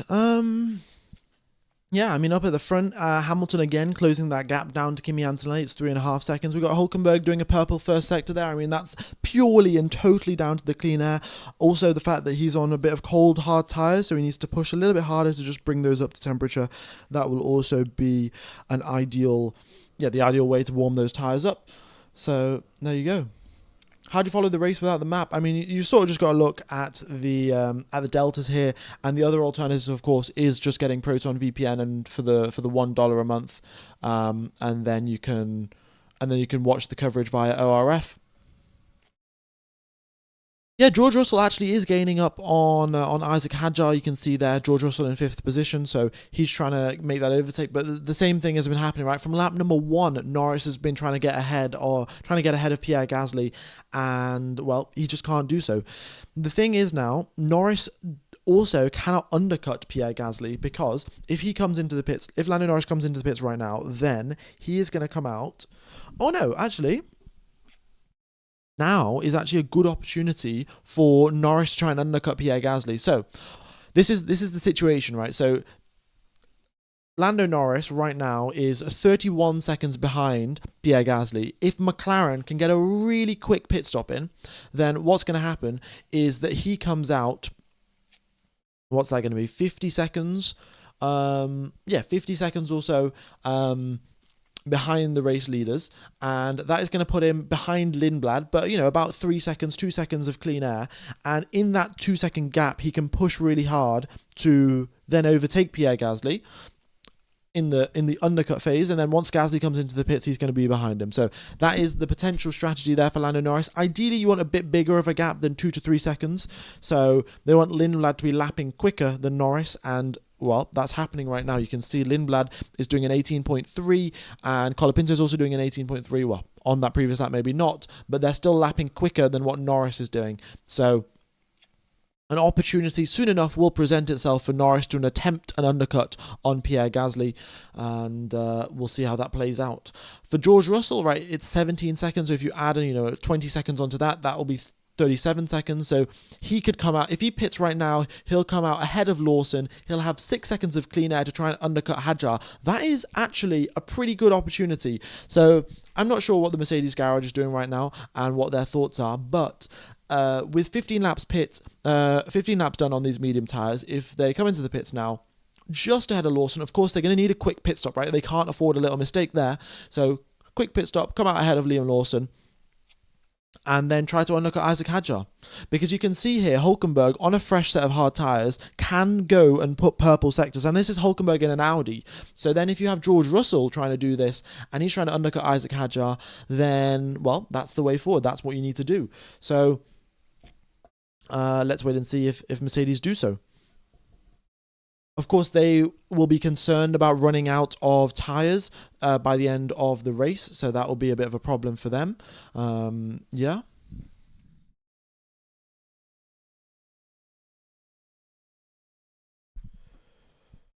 Okay.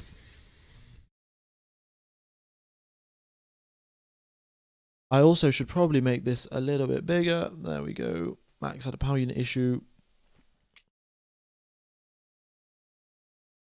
Hamilton closing up, yeah, the gap now down to 3 seconds. But again, you know, the gap coming down is effectively a little bit meaningless because the gap can come down and still no overtake's going to happen, right? Just ask Norris what the back of an Alpine Formula One car looks like, and he'll have it imprinted into his mind already for the previous 20 minutes or so. That's what he's been staring at.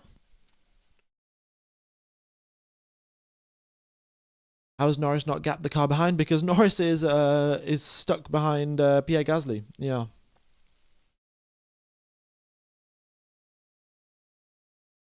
We need to cool the car and box this lap. Oh, Bottas has been told they need to cool the car. So Cadillac suffering from some overheating problems, actually. This is, I mean, look, Monaco is a circuit where overheating is an issue because you are just going at low speeds. The car is designed with a average speed in mind, being, you know, on average, we're probably going to have this much air flowing through the car at any moment in time, which means that, you know, we can design our radiators to be this big, and so on and so forth. But Monaco is right at the low end of that. So the slower you go, the more cooling requirements you've got.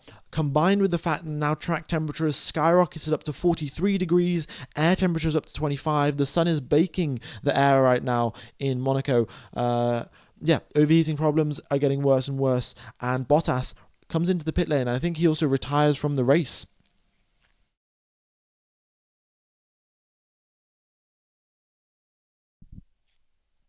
Okay. Why did Max stall? I mean, I don't know. He had some issue with his car. He stalled, and then the car never was in the correct mode again to start properly racing. It was just like it wouldn't let him go more than 150 kilometers an hour, and it would accelerate super slowly as well. So, yeah. But we have got the pit window approaching now soon enough. It's for the drivers to come into the pits and to try get an undercut working here. So again, just looking at the pit stop gap there, and if Russell is to pit now, he will still have a bit of clean air now. Now that gap is a lot less. And you'll only have 3 seconds of clean air worth up to Norris to pull off that overcut. So the gap's already gone now. Hadjar's having some issues with the engine braking. And he says first gear is not usable. So potentially that's something related to what Max was having, right? Max was also having issues with his first gear when he started the race, and that's resulted in some sort of problem. Yeah, just to confirm there, Bottas has retired from the race, and Hadjar severely under pressure now from George Russell as they make their way through the swimming pool chicane. And Hadjar constantly now having to look in his mirrors to see if Russell's trying to dive bomb round the inside or the outside of Raskas. We're on lap number 20 of 78. You can just see there over to the left side of me. And Hadjar continuing away to hold off George Russell. Yeah. And he's doing a good job there. He's doing a good job, is Isaac Hadjar. Look at the lap times, though. You can see Isaac Hadjar, George Russell doing 1 minute 19. So you can see Kimi Antonelli 1 minute 16 on his previous lap. Max Verstappen, sorry, not Max Verstappen. Lewis Hamilton is doing 1 minute 17.3. So that gap that was coming down, right? You know, I said it about 3 laps ago. The gap was now down to 3 seconds between Hamilton and Antonelli. Right, that's right back up to 5 seconds now. Yeah.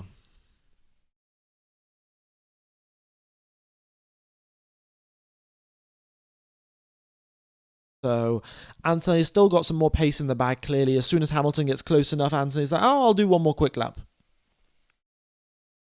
Yeah, more issues for Hadjar by the looks of it. They say, Isaac, I'll come to you as soon as I have a solution. I'll come to you. So Isaac Hadjar's got some sort of problem. The engineers on the pit wall, they're working frantically to come up with a combination of settings on the steering wheel to resolve the issue. However, it's going to be pretty tough for Hadjar. I mean, even changing the steering wheel settings while you're driving through Monaco is a tough task. The main straight is also a little bit of a curve, so you've got to be careful about that.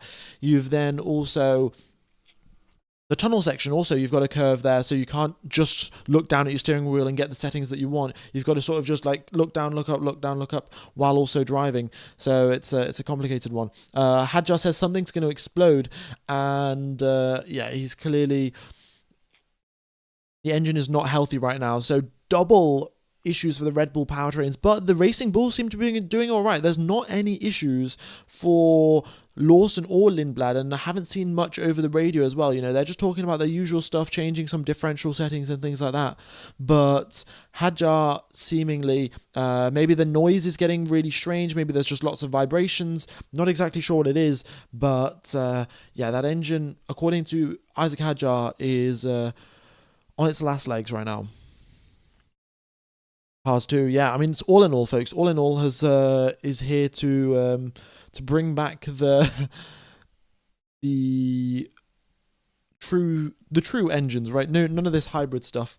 Bring back the V10s. Okay. Charles Leclerc dips into the 1:16s on his previous lap there, and now the gap up at the front is up to 6 seconds. Wow. Is there smoke out of Hadjar's car now? I haven't seen any smoke just yet, but I suspect it depends on which part of the circuit he's going through or something like that. He's still managing to stay ahead of George Russell, which is an incredible feat in of itself, to be honest. Yeah.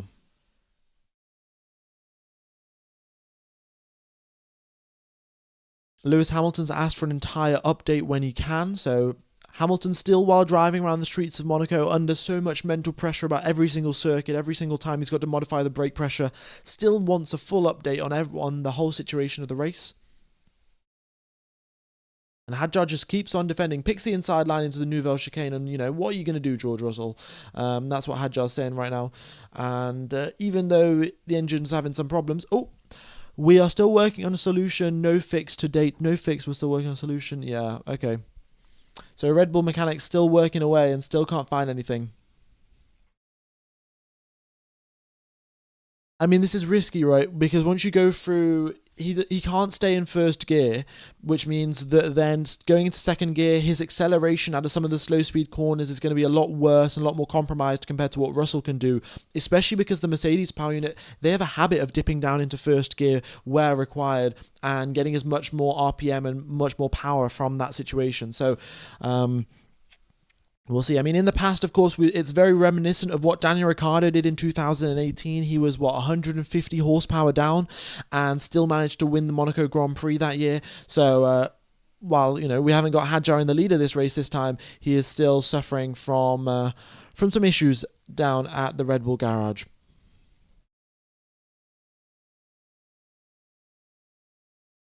Kimi now leads by 7.3 seconds. Wow. And Norris is still staring at the back of that Alpine.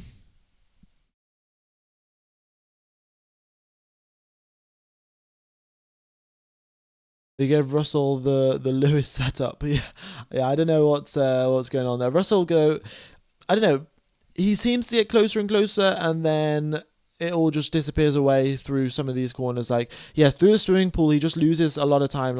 He'll get within 3/10 and then lose it again through the swimming pool because he just doesn't have the downforce to hold it together. And some more problems there. We've got a replay here of Charles Leclerc. What's he doing? Misses the Nouvelle chicane. Just doesn't lock up, but gets very close to locking up and brakes a little bit too late. Surely map reset warranted. I mean, look, folks, I can reset the map, but it's just not going to work. I've tried it. There's ways for me to reset it without turning the whole screen black, because I tested that out, and yeah, it's not working. So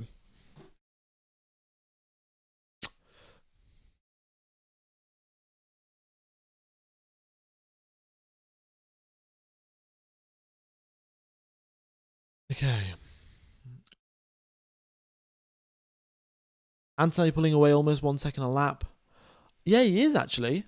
How is he doing that? I mean, I guess, yeah, how is he doing that? 1 second a lap. That's mental. He's just driving off into the distance. A 116.6 and Hamilton doing a 117.7. Crazy business.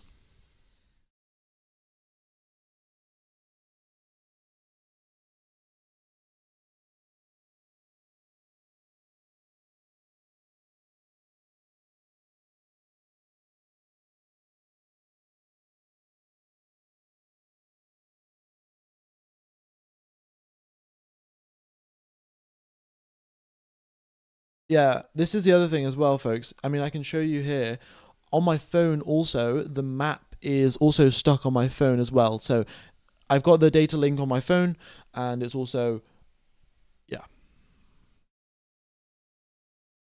Either way, so we've still got some pit stops yet to happen, right? We're on lap number 25, so this is the start of the pit stop window for the medium tire runners. And where are the undercut opportunities, right? You lose 20 seconds coming into the pit lane. So if Anthony pits right now, he comes out behind Charles Leclerc. He doesn't want that to happen, of course, because then he can get blocked by Charles Leclerc, and then there's the opportunities for Hamilton to go on to win the race. So Antonelli just either trying to extend that gap out enough to the point where he can just push, or yeah, I think that's the aim actually. Antonelli wants to extend the gap such that when he comes into the pits, he will. Yeah, when he comes into the pits, he'll come out ahead of Charles Leclerc, at which point there's no threat of him getting blocked behind Leclerc, so Hamilton can go on to win the race. And yeah, that's the aim. So once a 23-second, 22-second gap between Anthony and Leclerc has been built, Anthony will come into the pits. As for Leclerc, if he comes into the pits right now, he should come out just marginally ahead of... Oh no, he'll come out quite a few seconds ahead of Isaac Hadjar, but he is staying there right now because that's the only opportunity Ferrari have of a win. If Anthony comes into the pits, Leclerc stays out to block Antonelli. Hamilton then will come into the pits, stay ahead of both of them, and then Hamilton goes on to take the lead of the race. So, yeah, Leclerc's just floating about for no reason. Maybe Lewis has also got some sort of power issue. I mean, it's unclear. But Leclerc is also closing up on Lewis, at least as of the previous lap. Also, Hadjar's been told engine 3 position 11. So engine 3 position 11, so that's his mode to hopefully fix his issues. We'll see at what point during the lap he gets the opportunity to change those settings, but George Russell is still half a second behind, and even the tiniest little mistake and Russell will find a way by.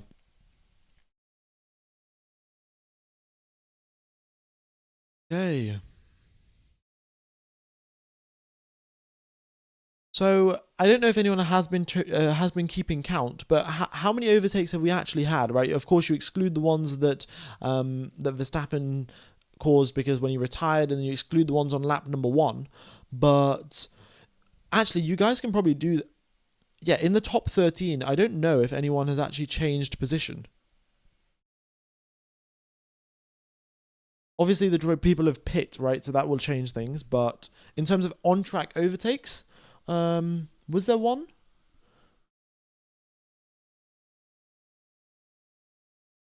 0 overtakes. Brilliant, brilliant. Well, there's still half the race left, more than half the race left, so let's see how it goes. And now Russell, that gap extended up a bit more, falling back down again. It's tough to say really what's going on there, but Hadjar seems to have it a bit more under control, and yeah, things are going all right. He'll probably be approaching traffic soon enough as well, I think. Maybe. When Hadjar had problems and was 3 seconds per lap slower than Russell, Russell still couldn't pass. Yeah.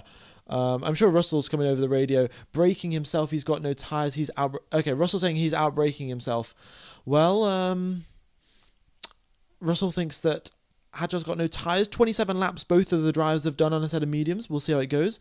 There's a monstrous radio message there to Lance Stroll. Don't know what that was talking about. What happened to Hamilton? Yeah, Hamilton's now 1 minute 18.2. That lap even slower than the previous one. What exactly is going on there, I'm not sure, because Leclerc is closing up and Hamilton is falling back from Antonelli, so it's not like both Ferraris have got slower. Oh, Hamilton says car oversteering now, so potentially some drivability issues. You know, his tyres are wearing out too quickly, and there you go. Hamilton dives into the pit lane, actually.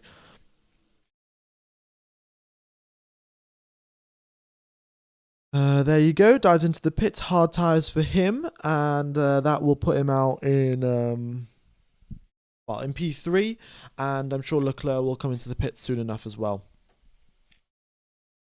Kimi domination could bore fans. Yeah, Kimi could undercut. Who exactly is he going to undercut from the lead of the race when he's 15 seconds ahead of his closest competition? Yeah. Outlap normal. They've said K2 in first gear. Yeah, basically telling Hamilton a few settings to use, but all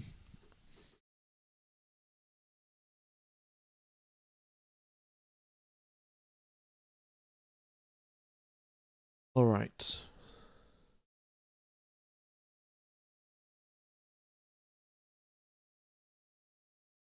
Thanks everyone for tuning in, by the way. We've got 23,000 people tuned in. Much appreciated, despite all of the technical glitches that we've had today. Thanks everyone for sticking along through a bit of a nightmare, to be honest. Bit of a nightmare of a stream.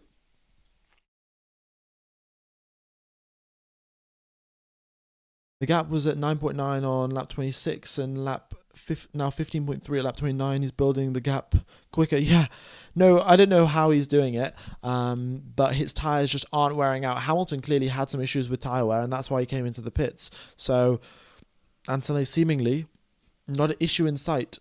No tyre wear problems, no engine issues, no nothing.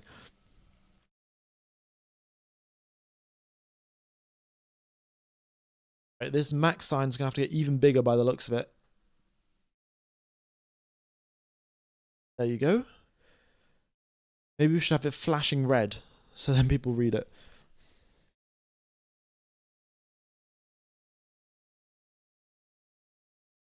Alright, we're getting a few lap times deleted here, a few drivers cutting the Nouvelle chicane because they're having some issues, just, stopping in time, but nothing that we haven't seen before in Monaco.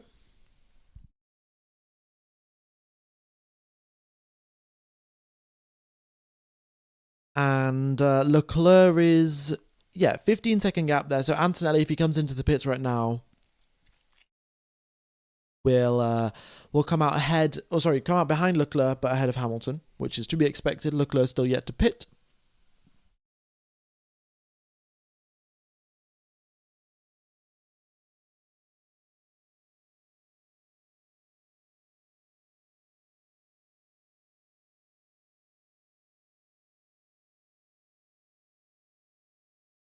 Right. They're predicting the gap right now. So if Antonelli's just gone purple in the first sector. Bro, go to sleep, man. How is he on 30 lap old medium tyres, while track temperature is up at 44 degrees Celsius, tyre wear is at an all-time high at the Monaco Grand Prix circuit. Kimi Antonelli sets a purple first sector. What? How is he doing this? I have no idea. Charles Leclerc, if he was to come into the pits right now, would come out 2 seconds back from Lewis Hamilton. So Leclerc hopes to, of course, stay ahead of he hopes to get ahead of Lewis. We'll see if that actually happens. Yeah. F1 Gamer, if the race is red flagged, then can Max restart the race? No. Max is currently 32 laps down. So he has also retired from the race officially, so I don't think he can rejoin. Norris has said, I've got a lot of misfiring this lap, or just noise, maybe. They're just checking. Interesting. I don't think the Mercedes power unit is misfiring But what do I really know? George Russell's been told to box this lap, so he's going to try and undercut Isaac Hadjar. This is his only opportunity right now. So if he comes into the pits, he should come out just ahead of Liam Lawson. If it is a quick pit stop, and then that should give him 10 seconds of clean air ahead to Lando Norris. So this is what George Russell needs right now. He just needs to make it out ahead of Liam Lawson. It was a 2.4 second stop, and he's making his way down the pit lane now. And does he come out ahead of Liam Lawson? Yes, he does. In towards turn number 1 he goes, and by a reasonably comfortable margin, he's ahead of Liam Lawson. So now it is maximum attack mode, right, for George Russell. He had a gap of about half a second, 1 second behind Hadjar when he came into the pits, and now he's going to try the undercut. Let's see if George Russell can pull off the undercut here. He's got 10 seconds of clean air, a fresh set of hard tyres to go maximum attack. Let's see what happens.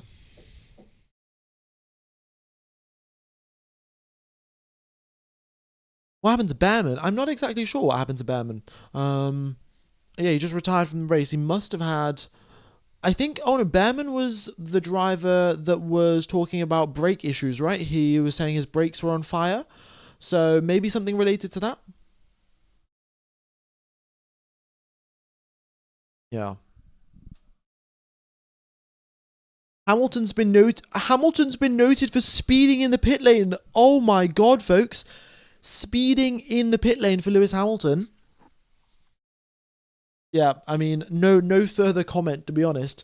It's a 60 km/h speed limit. They stick the car in first gear. They hit a target RPM. They make sure they, of course, do not go above that target RPM. But Lewis Hamilton has been noted for speeding in the pit lane. That is typically, he's under investigation right now. I mean, I suspect the penalty is coming out pretty soon. Isaac Hadjar comes into the pits. He comes out behind George Russell. The undercut worked successfully. Job done for the Mercedes pit crew. And that is one overtake via the strategy completed.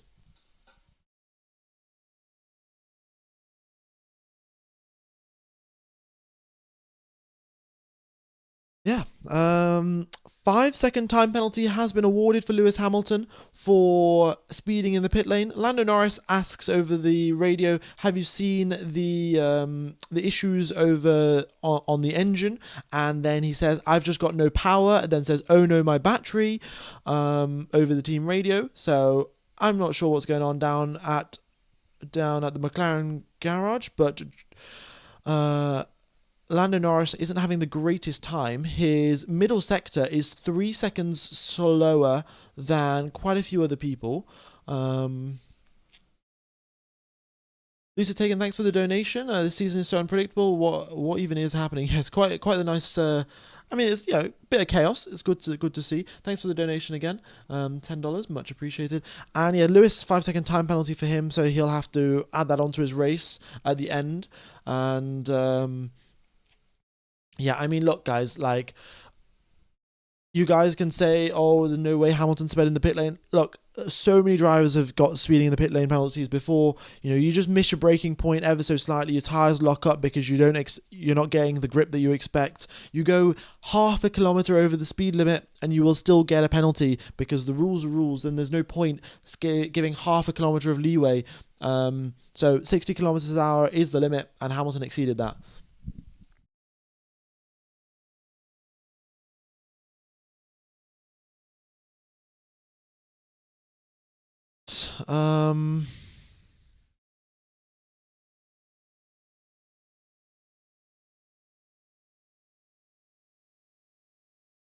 Rules are rules unless you're Charles or Max. I mean, like, if you see Charles or Max getting speeding in the pit lane and them not getting a penalty, be sure to send me the document. Hadjar says that there is still a problem there. Look, I totally agree with you with the fact that there are some pretty bad decisions that the stewards have made, but in terms of speeding in the pit lane, it's always pretty fair because, there is a speed limit and you exceed it, so. Okay, Hadjar's still suffering from the same problem, and it's not much of an issue for him right now because Liam Lawson is so far behind him that it shouldn't. Oh no, Liam Lawson's only 1.7 seconds back, but Liam Lawson's still yet to come into the pits. So yeah, not really much of an issue right now for Isaac Hadjar. Charles Leclerc, 3.3 seconds stop, and where does he come out then? Making his way out towards the end of the pit lane. Here he comes, exits onto the circuit, and he is behind Lewis Hamilton, but of course Hamilton has got a 5-second time penalty. We have nearly got... So many drivers have nearly been lapped. I mean, Anthony's still yet to pit, so that's obviously playing into things, but yeah, this is sort of crazy. Here in India, the viewers dropped from 2.8 million to 600k after Max DNF'd. Yeah, I mean, I also saw the viewers drop. We had like 28k people live just as the race started or something, and then yeah, Max DNF'd, and we lost about 6,000 people or 4,000 people or something. So, you know, it's what can you do? Max Verstappen brings a lot of people to the sport.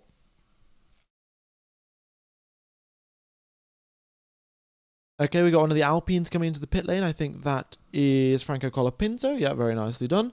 So he's going to try and stay ahead of the bunch. You can see there that Lindblad is a bit of an undercut threat for Colapinto. So he's getting ahead of the undercut threat and is, well, just preemptively making sure that he doesn't lose that position. Thanks for the donation there, Elite Hurricane 95. Monaco is really one of the worst races. Well, look... There's not much evidence here that can really disagree with you, so we'll just have to go with it, can't we? Lucid Taken, thanks for the donation. Honestly, I think Checo would do good if he had a good car. Yeah, Checo for sure. Russell's been noted for speeding in the pit lane. He's under investigation. Oh my god, George Russell, false start, and he got away with it. Well, let's see how it goes for speeding in the pit lane, but I suspect, as always, you know, if you speed in the pit lane, you probably get a penalty.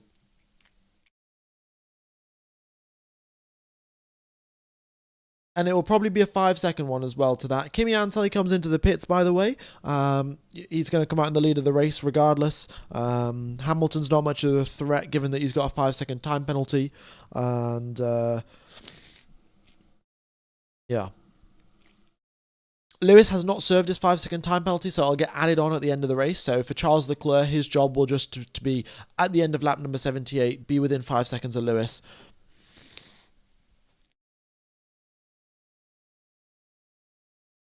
It looks like it's going to be it could be a potential Grand Slam here for Kimi Antonelli. Grand Slam is pole position, and then it is leading every single lap of the race, and then, of course, fastest lap of the race, and also then winning. So, yeah.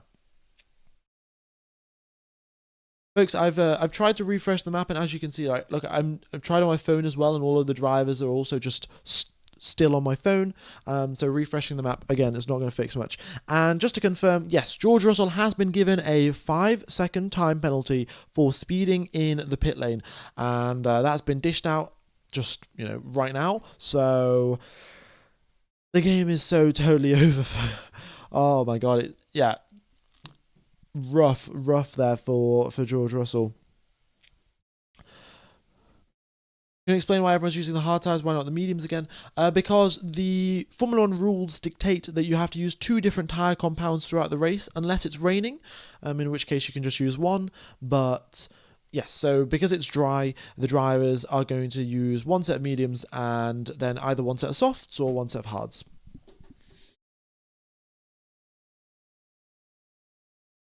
And look, also, the race isn't just over just yet, right? There's still 40 laps left to go. We know how it was going in Canada, right? George Russell was leading the race, and then he had an engine problem. So there's no reason why that could not happen again, right? For Antonelli, for someone else, because Monaco, as clearly as you can see by the fact that Verstappen, Bottas, Behrman have all retired, it is pretty rough on the cars. Anthony also needs to lead every lap to get the Grand Slam. Yeah, I mean, he's led every lap so far. So he's potentially on for it. Sergio Perez has been noted for leaving the track and gaining an advantage. So we'll see if he gets any penalty for that one. But right now he's in 18th position. He's also the only driver so far that has done 2 pit stops. Oh, well, okay, not 2 pit stop. That was a drive-through penalty that he served, so they're still the same set of medium tyres. What's the gap between Leclerc and Hamilton? The gap, as you can see there, is 11 seconds. Leclerc has got 11 seconds to catch up to Lewis Hamilton.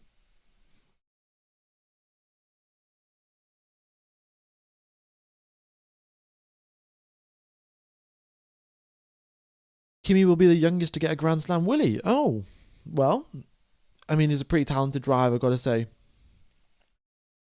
But let's not jinx it too early, folks. What's the equivalent of 60 kilometers per hour? I think it's about 35 miles per hour or so. Yeah, 35 miles per hour.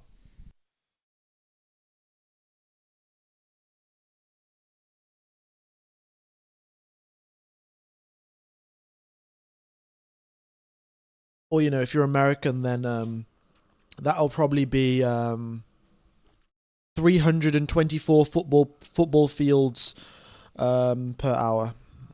Yeah. All right. Norris still stuck behind that Alpine, not managing to get any sort of progress made. If he comes into the pits right now, he should. Let's see. He might still be able to get a gap there, to pull off an undercut. There's still a potential window, so we'll see if that works. But Russell. I mean, yeah, Russell's at the back of Norris now, and he's just sat there doing absolutely nothing, really. So.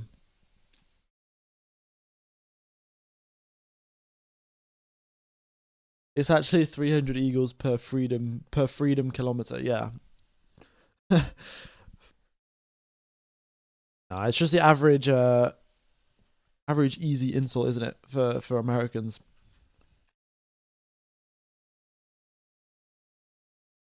What is the gap? Hamilton to Antonelli, folks. It says here on the screen. 15.7 seconds is the gap between Antonelli and Hamilton, and then this gap column here is the gap to the leader. The interval column here is the gap to the car ahead. So 15 seconds to the car ahead, 9 seconds to the car ahead, 20 seconds, and so on and so forth.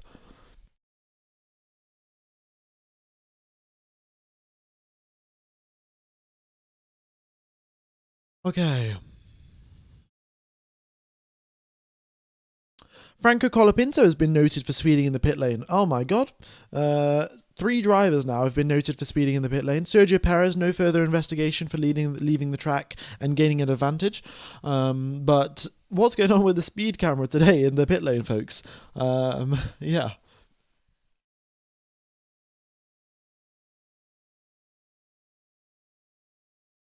Stroll has also been noted for leaving the track and gaining an advantage. Yeah, Lindblad is trying to overtake Carlos Sainz. He could potentially try to do an undercut strategy that might work out for him. Let's wait and see. Sainz deliberately holding up the field to allow Albon to pit. Oh, he is actually. Yeah, that's a pretty good point. Nice spot there. I don't know how to say your name. Iron Neja. Yeah, totally messed that one up. But cheers for that information. Yeah, I totally missed that. Jedi thanks for the £20 donation. If Anthony got the Grand Slam, would he be the youngest driver to do so? Yeah, I think some people in the chat are saying he would be. I don't know who younger would have got one. Because yeah, I mean Max has won a few races when he was 18, but I don't think he got a Grand Slam, and neither did Seb Vettel. Seb Vettel, Monza 2008, but I don't think he was 19 years old at the time. Because I know that Vettel got pole in that race.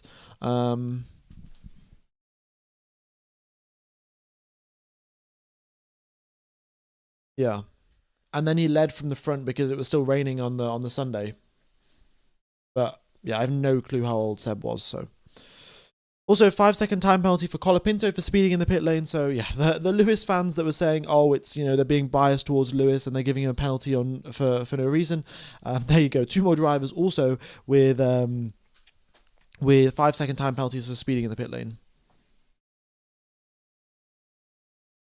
What is a Grand Slam? A Grand Slam is when you get pole position, you lead every single lap in the race, you win the race, and you also get the fastest lap in the race. So those are the 4 criteria for getting a Grand Slam. And Kimi Antonelli, he got pole position. He has led every single lap of the race. He has currently got the fastest lap of the race. And all he needs to do is hold on to that fastest lap and also win. All right, Lucid, thanks for the $20 donation. How are you feeling about the season? Honestly, it's been... At the start of the season, I wasn't so hopeful, and I was, a bit negative. But things have improved. Of course, Monaco is always an outlier. It's never going to be the most thrilling, exhilarating racing that we want to expect. But I think overall, the season has made steps forward in the right direction. Norris is just holding up George Russell and just backing him up. Russell's not too pleased about that, and Norris has just been told, "Oh, you just drive at a normal pace, mate. Don't worry about it." Yeah. When will the map be fixed? Unfortunately, folks, it doesn't look like it's going to be fixed for the race. It seems like the GPS is totally broken, and there's no fixing it. So yeah. I'd love for it to get fixed, but it's just not cooperating today. Kimi Antonelli, I think he's going to go on for a fastest lap attempt here, actually. So here we go. Fastest lap of the race for Kimi Antonelli, a 1:15.7. Not too shabby, to say the least. Not too bad. Max got pole at 21. Okay.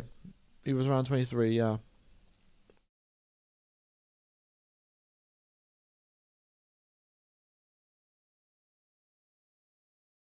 George Russell's now been noted for crossing the line at pit exit. Oh my God, Russell, he cannot catch a break.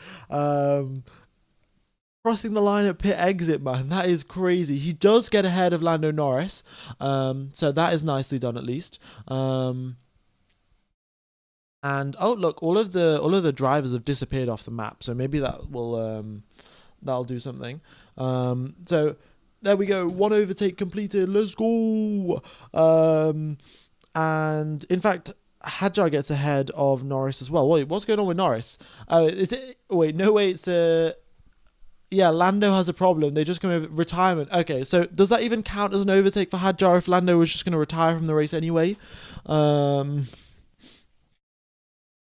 Lando's just. I think that's Lando retiring. Box this lap and stop in front of the garage. There you go, folks. Lando Norris has retired from the race. We've got Gabriel Bortoleto in for a pit stop. We've got Liam Lawson also in for a pit stop. 2.2 for Bortoleto, and that is 3.4 for Lawson.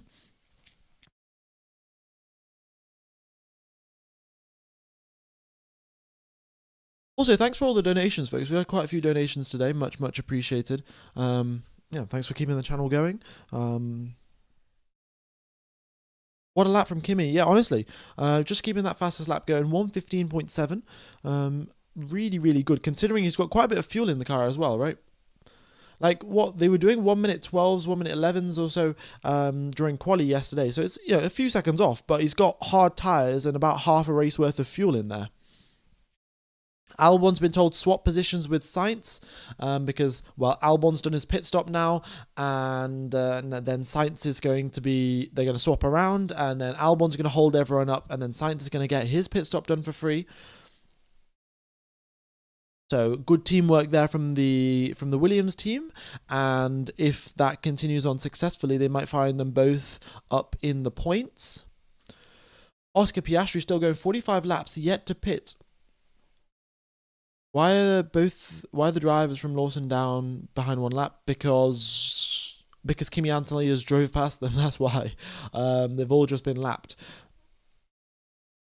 Monaco's a relatively short circuit, right? So that's what it is. Short circuit and big pace difference between the quickest and the slowest cars. So that's why you get drivers getting lapped so much. All right, another mechanical issue for Lando Norris. He retired in Canada for a mechanical issue. He retires again in Monaco for another mechanical issue. The Mercedes power unit not working so great for the McLaren team. It worked pretty well last year, of course, when they needed it to work so Lando could win the championship. But, what goes around comes around, and this year, the luck not in Lando Norris's favour. Thank God the Williams pit wall has got their strategy nailed down. Yeah, they have. I mean, it was a textbook strategy of what they pulled off last year as well. We saw it with the double pit stop. Last year they had 2 pit stop as the requirements, and they, of course, have got rid of that. But even then, you can still use the same strategy.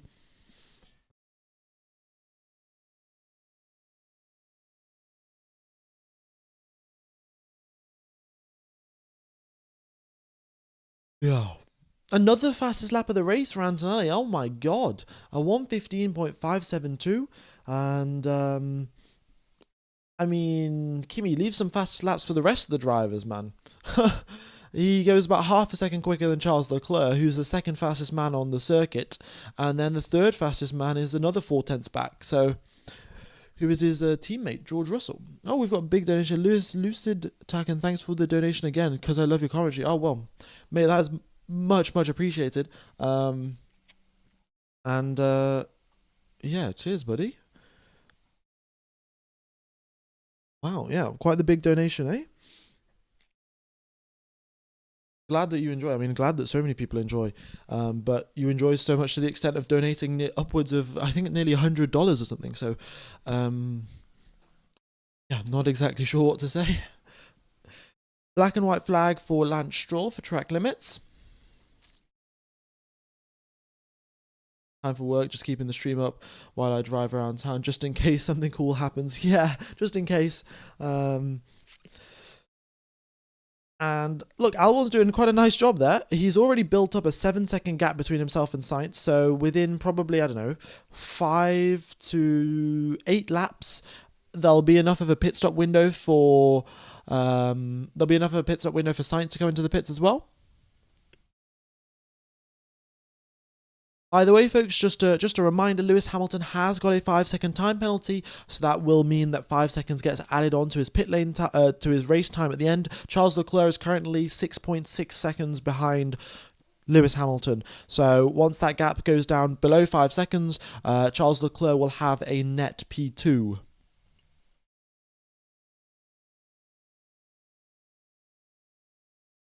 Exoteric, thanks for the $10 donation. I'm having horrible lag and buffering no matter what site I try to stream on or country I switch on for my VPN. Thank you. Thank the race gods for you, F1 gamer. I'd be screwed without the stream. Oh, well, sorry to hear that you're having lag issues. But yeah, it seems like it's working all right for me and quite a few other people. But yeah, a bit unfortunate. I guess it's just down to wherever you're staying and what the internet connection is like. But yeah, glad that I can provide you guys with good coverage, right? What I'm here to do.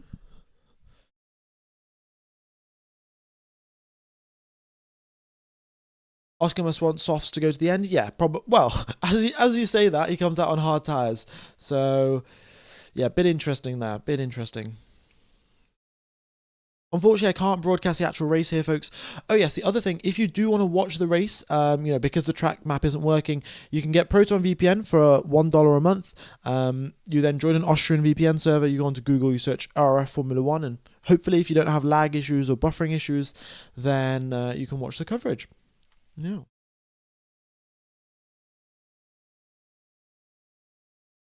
Oh, have you got some pretty interesting team radios coming through? Arvin Lindblad said it interesting. Okay. We've got Alex Albon noted for leaving the track and gaining an advantage. Not ideal there. I suspect he'll get a black and white flag for doing similar thing to what Stroll did.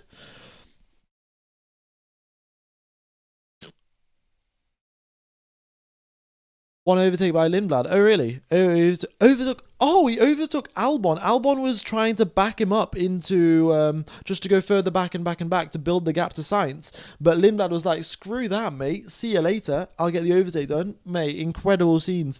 Overtake number 2. Let's go. Okay, nice. Well, we've got 100% more overtakes than last year, ladies and gentlemen. We've doubled the number of overtakes from 2025 to 2026. The regulation's huge success. Loose attack, and thanks again for the donation. Season quite unpredictable. Yeah, it is quite unpredictable, isn't it? What happened to Norris? Power unit problems again. Okay, I'll also put that up on the screen.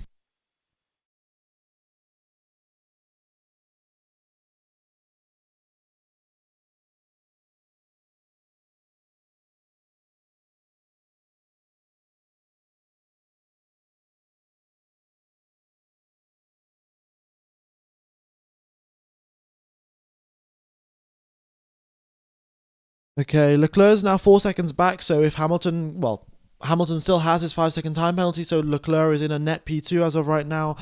Pierre Gasly has been noted for speeding in the pit lane, so that's another driver, fourth driver now today that have been noted for speeding in the pit lane. I mean, everyone's getting a penalty for that. I mean, at this point, I just want to double check that speed camera is working properly.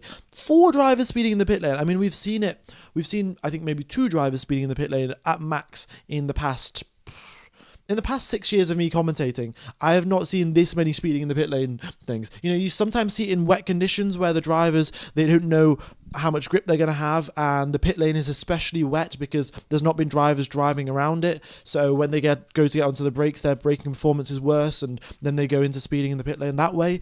But 4 drivers speeding in the pit lane.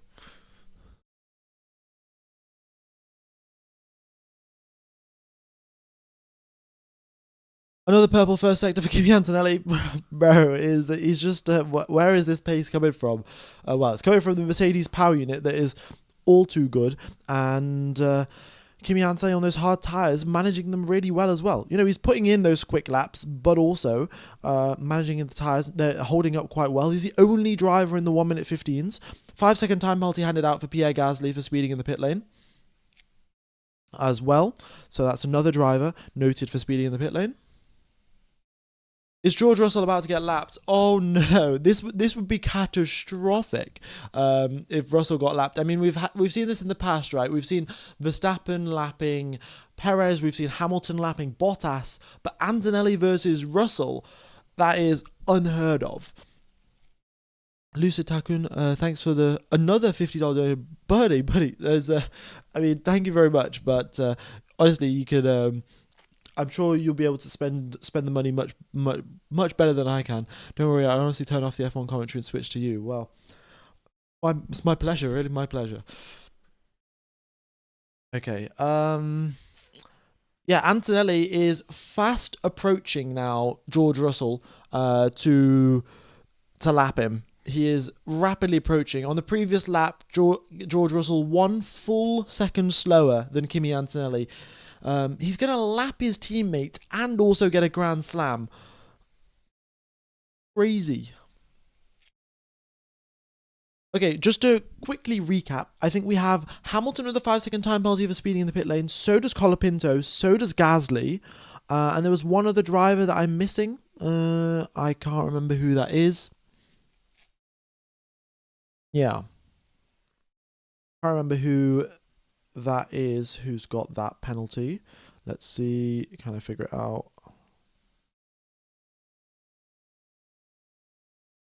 Oh, it was Russell. Yeah, Russell's also got a 5-second penalty for speeding in the pit lane.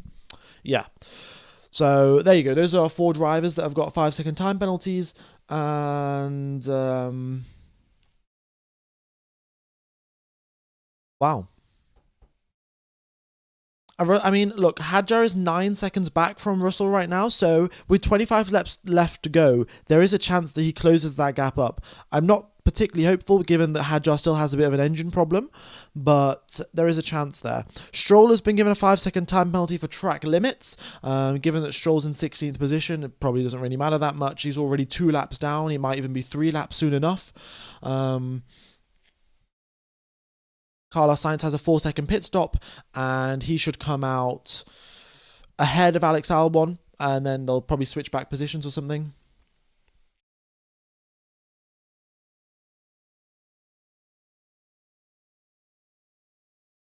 Okay. Yeah, Carlos Sainz comes out ahead of Alex Albon. Unfortunately, though, Albon obviously let Lindblad by, or Lindblad just pulled off a really good overtake. And it's 10th and 11th for the Williams right now. However, Piastri's also just been noted for speeding in the pit lane. Bro, what is going on with this speed camera, man? How is everyone's how is everyone speeding in the pit lane? And what was I going to say? Oh, Lindblad is still yet to pit. So once Lindblad pits, he'll still come out behind both the Williams, and they'll still both get 9th and 10th position. So that'll be 3 points for the Williams team if it stays this way. Another purple first sector for Kimi Antonelli, and another speeding in the pit lane. Might be related to the map issues, GPS broken. No, the way that it works. Okay, so this is interesting, right? This Nico Rosberg mentioned this a few years ago. So in the pit lane, what they have is they have two sort of like detection strips. So they have one just as you enter the pit lane, and then one maybe like 5 meters down, and then they can detect when your car drives over those strips.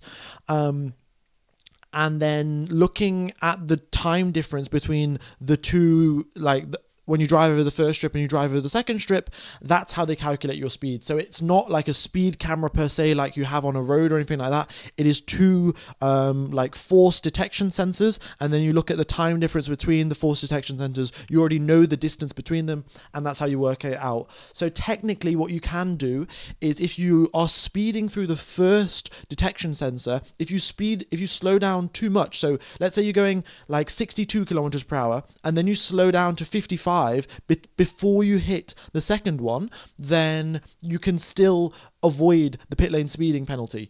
So top tip from Nico Rosberg: if you ever need to slightly speed in the pit lane but then not totally speed in the pit lane, that's how you do it. Another donation. Cheers there, buddy. Max Verstappen's going to win the championship. He's going to do a century turnaround. Well, thanks for the donation. I'm not so certain about that one. But you know, he did qualify in second position.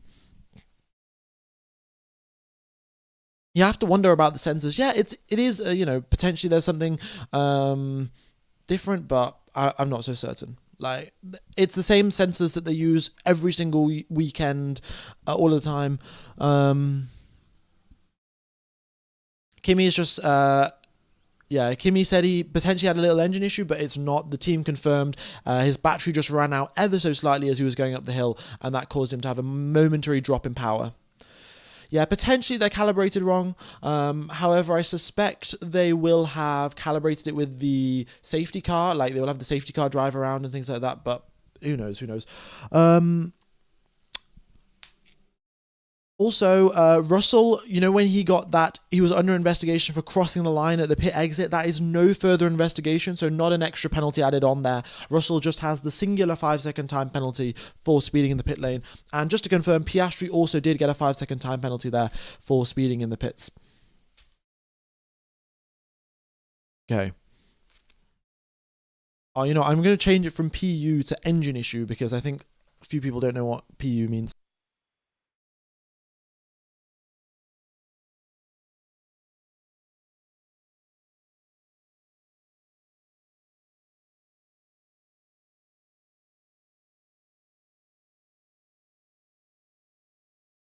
Okay. Kimi thought he had an issue, just to confirm, and then the team came back to him and said, you know, this is not actually an issue.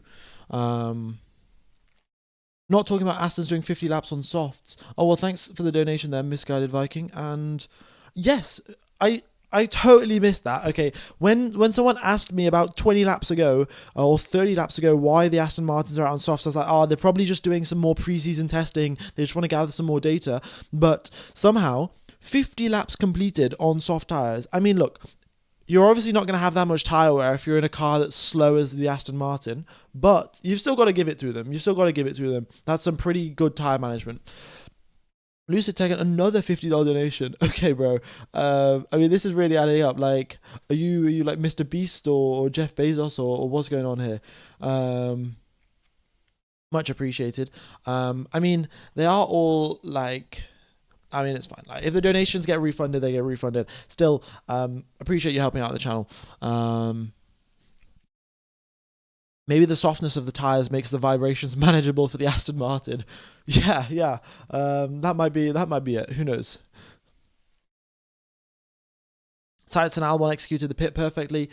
Yeah, they did. I mean, Lindblad's still yet to come into the pit, so maybe, you know, but even if there is a safety car, actually, Lindblad will still come out behind both of the Williams, so they did their job successfully, and yeah, 9th and 10th position is on the cards for the two Williams drivers as soon as Lindblad comes into the pits. The donations are the most interesting thing happening this race. Potentially, you could put it that way. You could put it that way. Yeah, much appreciated for everyone tuning in, by the way. Hope you are all enjoying the coverage. I will also be streaming for the Spanish Grand Prix. So the Spanish Grand Prix is happening next week. We'll have way more overtakes. It won't just be 2. So that'll be fantastic. George Russell also has been lapped, ladies and gentlemen. So take of that what you will. I'm not streaming on Twitch because my internet's just ever so slightly dodgy today, so I don't want to risk the YouTube stream lagging out because I'm doing double broadcasting. But I think for next week it should be sorted out. Thanks for the donation, Sonny Collects. Do you think the rules changed for Kimi and George when racing side by side due to Kimi's championship lead? Ooh, that's an interesting one, isn't it? I think not, and the reason for that is that what they will do is, if there's another threat, if there's a threat of driver number 3 potentially coming to win the championship, in that situation, they might ask George to say, oh, we want you to be driver number 2 against Kimi Antonelli because we, as the Mercedes team, want to win the Drivers' Championship. Oh, yellow flag at the final corner, safety car potentially. Yeah, I don't know what's going on there. Someone has stopped. Let's see who's going at 0 kilometers per hour. That's Stroll. Stroll's GPS is indicating 0 kilometers per hour. He's at the safety car deployed. Safety car has been deployed, and Lance Stroll has just caused a crash. He says, "I'm okay," but with 19 laps remaining of this race, safety car is out. Lance Stroll bins it at the final corner, ladies and gentlemen. Yeah, crazy. Okay, well, that 37-second lead that Kimi Antonelli had, 37 seconds, folks, has been knocked right down to 0, all thanks to Lance Stroll, the GOAT of Formula 1. Hamilton's been told to box. Ooh, is this going to be fresh set of soft tyres for Lewis? Could that be the move? If he boxes, he comes out behind Charles Leclerc. He'll also serve his 5-second time penalty for speeding in the pit lane, so just make sure not to do it again, and he should be okay. But he follows one of the McLarens into the garage, so yeah, one of the McLarens into the garage. That's Piastri into the pits, Hamilton into the pits, Leclerc. They're double stacking. Wait, they're double stacking. What? And it's a... Wait. I mean, okay, Leclerc didn't get held up too much there, but that was a mental move because Hamilton had a 5-second time penalty to serve as well. Oh, thanks for the next donation. I wish Checo would do better. Well, his 16th position, given enough more retirements, he might still find himself up in the points. Anthony stays up at the front. I mean, look, this is the thing. With 18 laps left, they're going to try and unlap some people, I suspect. And then also after that, they're going to go to try and... They're going to try and unlap some people. And then the soft tyres will have a big advantage over the hards. So who knows? Who knows if Hamilton will get the fastest lap, if Kimi will still win the race. But it's now all up in the air, folks. It's all up in the air. Leclerc got slowed a little bit. All cars, by the way, will be driving through the pit lane now because Stroll has crashed in the entry towards the start-finish straight. So what they're doing now, all of the drivers driving through the pit lane instead as a sort of a redirection. Antonelli's also dived into the pits, actually. So just to confirm, Antonelli is into the pit lane and bit of a slow stop, but it's enough. He had a huge lead anyway. 4.5-second stop, set of soft tyres, and George Russell also double stack for them. And Russell, then they've got to... Oh, and then they go. Okay. Did Russell serve his penalty then? Russell had a 5-second time penalty. Is he not meant to serve that penalty? Okay. Well, I'll get an update on that shortly. We've got Hadjar and Russell out onto the circuit. Now, everyone's coming out on soft tyres. I mean, right now, it'd be very convenient to have a map that's working. Yeah. They served Hamilton's penalty. Well, Wait, they served Hamilton's penalty and still Leclerc stayed out in second, stayed out behind him. That would not have been the case if they just went to the end of the race. If they'd went to the end of the race, Leclerc would have got P2. The Lance Stroll fans clearly aren't too happy, or the Aston Martin fans as Stroll bins it into the wall. I don't think Hamilton served his penalty. You can see, on his onboard replay when he came into the pits, he was waiting there for a little bit before he got his tyres changed. But Russell, it didn't look like that.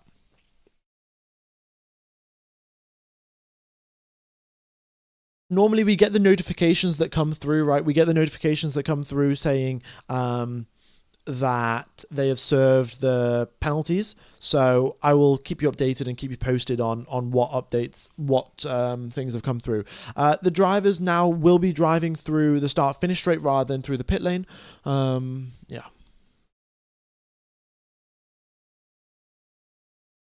Hamilton served it, yeah.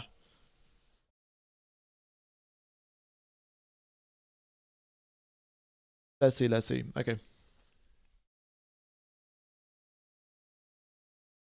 Safety car isn't in this lap. They're still. I suspect they're going to allow the drivers to unlap themselves. I reckon that's got to be the case. Luce Tacken, thanks again for the donation there, buddy. For the $10 donation, much appreciated. If Russell was lapped, does he get his lap back? I don't recall. Look, they basically, what they say, over race control, they will announce a message saying lapped cars are now allowed to pass, and they will allow the lap cars to go by. But now we've got drivers that are 2 laps down, so I don't know if they'll only be allowed to lap themselves one time or unlap themselves both times. Yeah.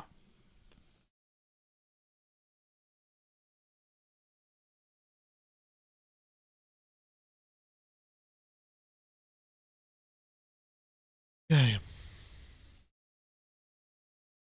Crazy. This is crazy. I've tried refreshing the map, but again, I've done it remotely, or not remotely, but I've done it via not making the screen go blank, and it still just doesn't work. So, the data overall is it's gone. The game is gone. The data's gone. But we're still here. Lap number 63 of 78. 16 laps remain of this race, and we're all behind the safety car right now.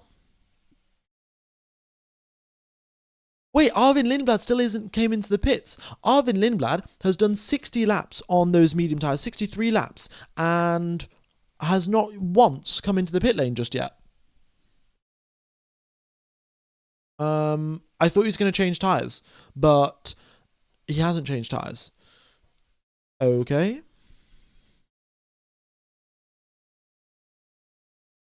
I mean, surely under the safety car is a pretty good time to change his tyres. I mean, look, if he changes his tyres now, he's going to come out in dead last. So his only hope right now would be that there's another safety car that comes out, and then he can pit again.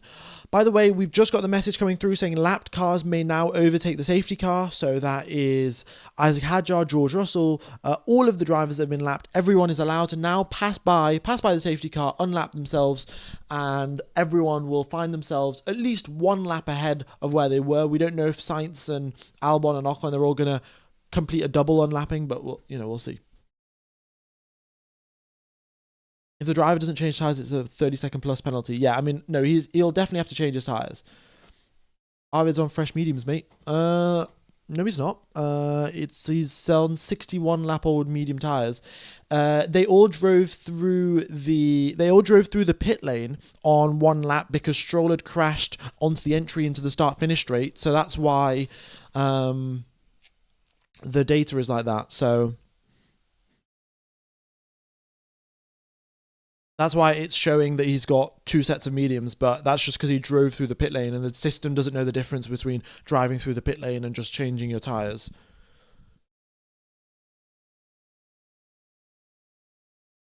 The F1 live race thing says -2 lap old mediums. Oh, does it?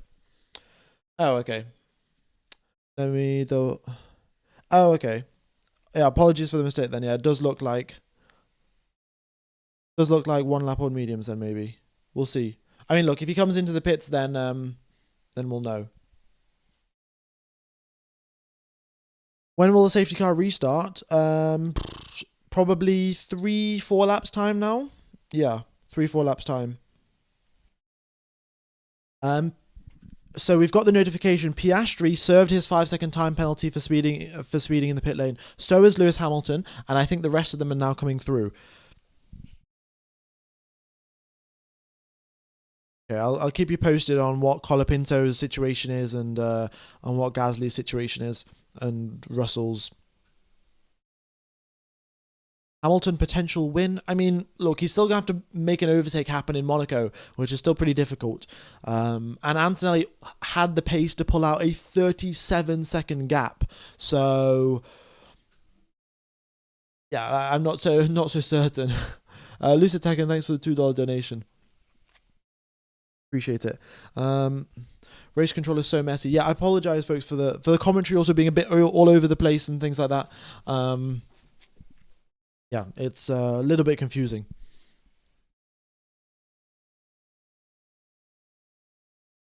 Could it be the change in car length and proportions for the faulty speed cameras? I mean, we haven't had these issues at any other racetrack, right? So, I don't know. There is also just a chance that all of the drivers have just set up their thing incorrectly, like, because they're all trying to chase super high RPMs that they set there, because they don't have they don't have cruise control, right? The way that they do it is they have a target gear and then they have a target RPM. So for first gear, we have to be at 8,500 RPM, and that will be 60 kilometers per hour. So they just target a certain RPM, and maybe there's some issue there. Anyway, folks, safety car is in this lap. It has been confirmed. So just as a reminder of where they are approximately, they're just coming out the Nouvelle chicane right now, heading in towards Tabac. Kimi Antonelli is slowing up the pack. The safety car is driving towards the circuit, driving towards the pit lane. And we are about to go racing once again, folks. Here we go. Appreciate your commentary. Cheers, buddy. Cheers. So many donations coming through today, mate. Okay. So here they go. Kimi Antonelli is backing them all up, and they now make their way through Rascasse and towards the final corner. The rear of the car's dancing around a little bit. Of course, traction is at a premium here, and we've got a yellow flag immediately. What? Yellow flag again at the final corner, and Charles Leclerc has crashed. Charles Leclerc has binned it coming out on the safety car restart. Charles Leclerc crashed at the exact same spot as Lance Stroll, and we're going to have another safety car. Oh my god, what is going on? I'll show you exactly where he's crashed. Right, look, so he's just going here, and you see where this Pirelli sign is? You see right in front of me the Pirelli sign? That's where he crashed. Lance Stroll crashed there, so did Charles Leclerc at his home Grand Prix. Isaac Hadjar's on the podium after an engine problem. What? Oh my god. Oh my god. We're on lap number 66 of 78, and we've got the replay here. Charles Leclerc, what is he doing? He's making his way through Rascasse, following Lewis Hamilton. Hamilton has a little smoke come out of his car as he probably locks up one of his wheels, and then as he turns in, just no turn-in. No turn-in whatsoever from Charles Leclerc. Did he get hit from behind? What's going on? I'm not even going to take the blame. I think Leclerc might have been hit from behind. Wait, let's watch the replay, because it looked like he turned the car and it just didn't turn. Oh no. Wait, what? Yeah, it looks like how has that happened? Did Isaac Hadjar hit him? Because look, Leclerc's not going to say, I'm not going to take the blame in a scenario where if he just drives straight into the circuit, like straight into the wall. Gasly's been noted for speeding in the pit lane again. Wait, Gasly's been noted for speeding in the pit lane for the second time in a row. Surely the first time round you realised that, oh, maybe you should drive a little bit slower. Hey, these guys can't show a replay to save their life, man. Like, show us the replay from Isaac Hadjar's perspective. Yeah, Charles Leclerc's out of this race. He's out. All the drivers driving through the pit lane again. Hadjar didn't hit him, did he not? Okay. But then why is Leclerc saying that I'm not even going to take the blame? Like, I mean, maybe he reported poor brakes. Is that okay? That might be Charles Leclerc then saying, oh, I had bad brakes or something. That's what Hadjar's been told over the radio. He reported poor brakes, which I suspect is referring to Leclerc. Yeah, he's just dunked his helmet onto the floor, and yeah, he's clearly not too pleased. What is going on today, folks? What's going on? Okay, yeah, Leclerc.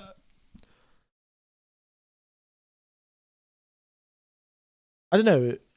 You can't really tell what he's saying. But the car's been picked up off the start finish straight. Antonelli's right at the front. Yeah, absolute cinema. I mean, where's the absolute depression meme? Have I got that saved? I don't think I do. But I have got the old classic. The old classic being this, of course. Money is legit, bro. Well, cheers, buddy. Your donations have dropped from $50 to $2, but either way, much appreciated for all of the donations. Oh yeah, Russell has been noted for failing to serve the penalty correctly. Yeah, so I was correct. Russell just came into the pits, changed his tyres, and didn't serve a 5-second time penalty, and he's now been noted for that, which then means that he might get another 5-second time penalty for his initial 5-second time penalty. There's 11 laps remaining of this race. There's a huge amount of chaos still remaining. Thanks everyone for tuning in. But what is going on?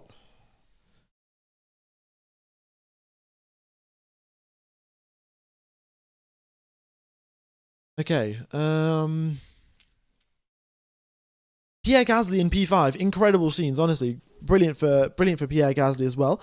Both Williams in the point. Red flag!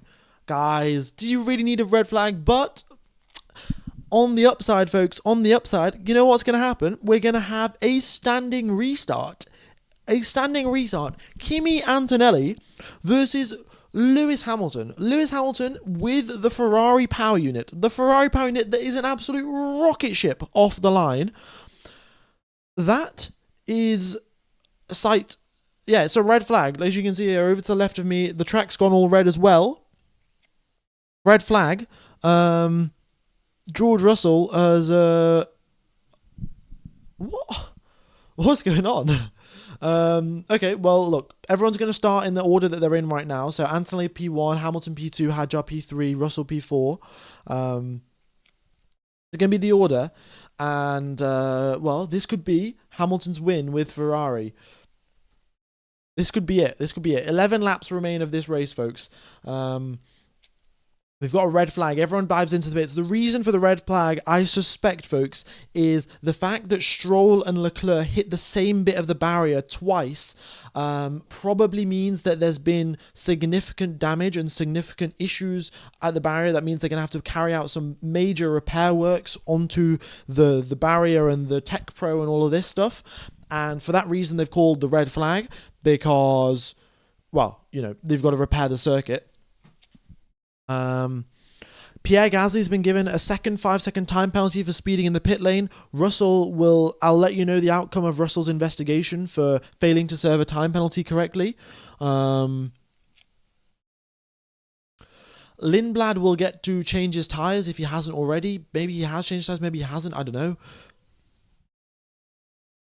I reckon everyone's going to be out on the softs, yeah? Did you notice that Audi's almost always striking the fastest speeds? Yeah, Audi are really good in the straight lines. And this is the thing, in Monaco, you want the downforce as well. So I don't know how they've also got really good power and also reasonably quick around Monaco as well. It will be softs all around. It's basically going to be a sprint race of 11 laps.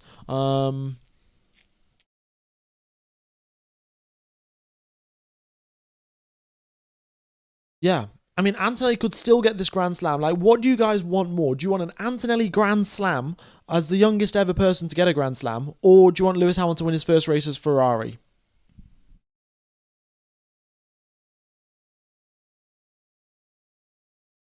Liam's 2 positions from his best ever race finish. Oh, okay, yeah. Wow. Why is the red flag? Damage to the barriers. Russell is now under investigation, folks, for failing to serve a time penalty correctly.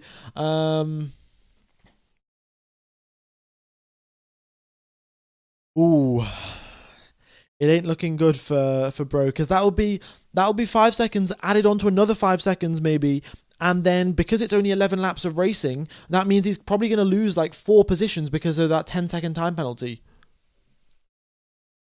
Or if it is another 5 second one, we'll see, we'll see. But either way, he's going to lose a lot of positions because the whole field is bunched right up rather than being split across 2 laps.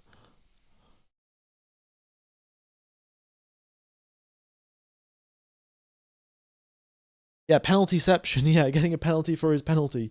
What a mental race. The script is crazy. We'll see, we'll see. Okay.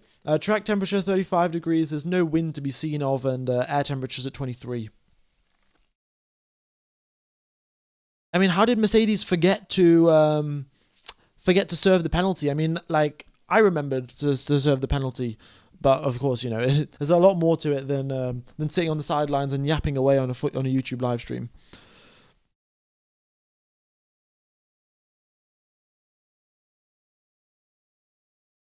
Okay, yeah, so they've got a few people out on the track. They're clearing some stuff up now, clearing up some debris and some tire rubber and things like that.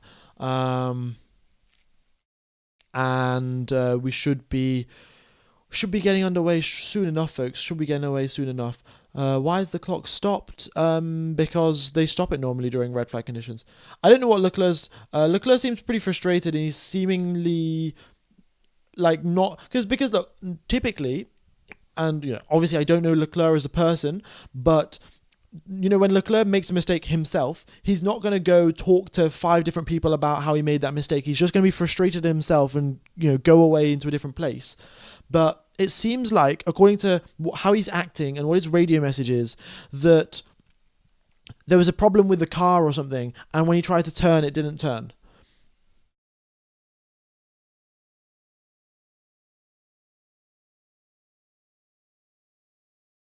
Oh, by the way, folks, Lewis Hamilton has served his penalty. So there is no 5 second penalty for Lewis Hamilton right now. He served it in the pit lane.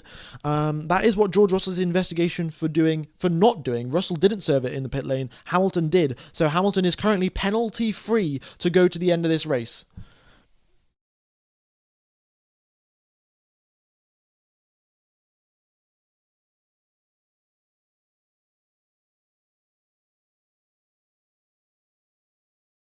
He is free to race to right till the end.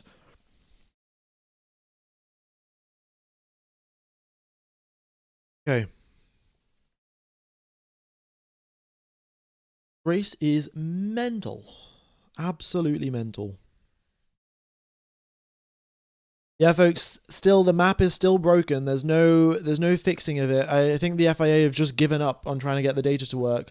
Um, yeah.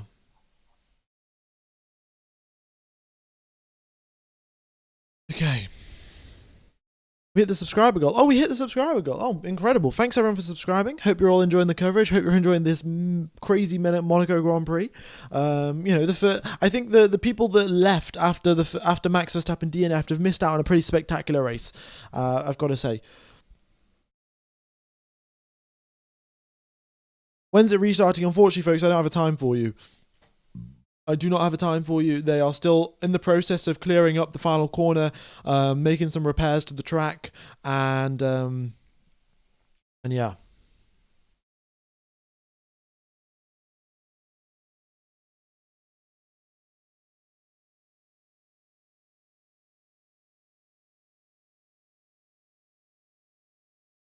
I don't know about spectacular, but 2 overtakes. Yeah, okay, yeah. I mean, it's still reasonably exciting, but yes, two overtakes still. You can still have chaos without overtakes. What are they doing on the track? They're just pressing down on the track, being like, "Oh, this is a bit strange. What's going on?" You got a lot of people doing staring around at stuff, but I'm sure they're figuring out what the problem is and trying to get it sorted.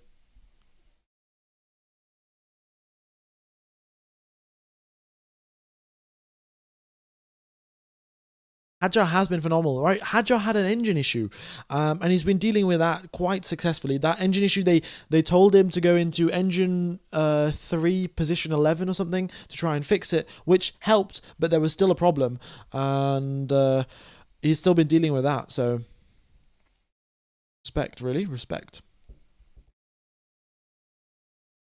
We've got a red flag because the track is broken, or there's issues with the circuit right now that they're still fixing. George Russell is still under investigation for failing to serve the penalty correctly. I don't know exactly what that is about, but I know exactly what it's about. I don't know why it's taken so long, but yeah. Did Piastri serve his penalty? Yes, Piastri did serve his penalty. That is correct.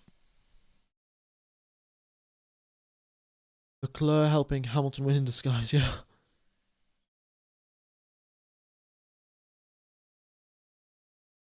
Yeah, hopefully my broadcast has been keeping you guys updated. I mean, even with the lack of the track map as well, I think I've done an all right job. So, yeah, Lance Stroll has saved the race. Who's your driver of the day, folks? It's got to be Lance Stroll. Lance Stroll or Kimi Antonelli. There's no other options. Single-handedly created the most spectacular Monaco Grand Prix since 2018. Leclerc helping Hamilton win in disguise? Maybe. I don't think so. Leclerc seems pretty dang frustrated.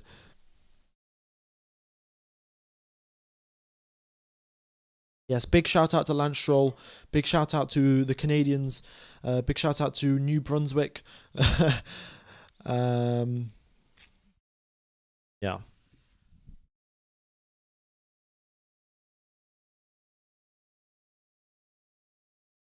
Looks like Q2. It does look like Q2.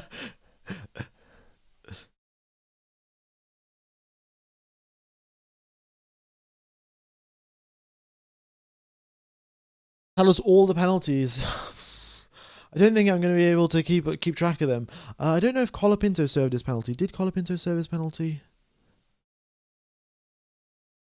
No, Piastri and Hamilton did. Colapinto and Gasly, it hasn't come through that they've served their penalty. I don't know if they came into the pits though. Yeah, they didn't come into the pits to change tyres. So Gasly and Colapinto still have 5-second time penalties. You've got Russell potentially under investigation for a 5-second time penalty with additional other penalty getting added. Hamilton and Piastri no longer have their penalties, which they initially had before. So Hamilton, Piastri are penalty free. And Stroll has a 5-second time penalty for exceeding track limits or something. But, Stroll's crashed, so it doesn't matter.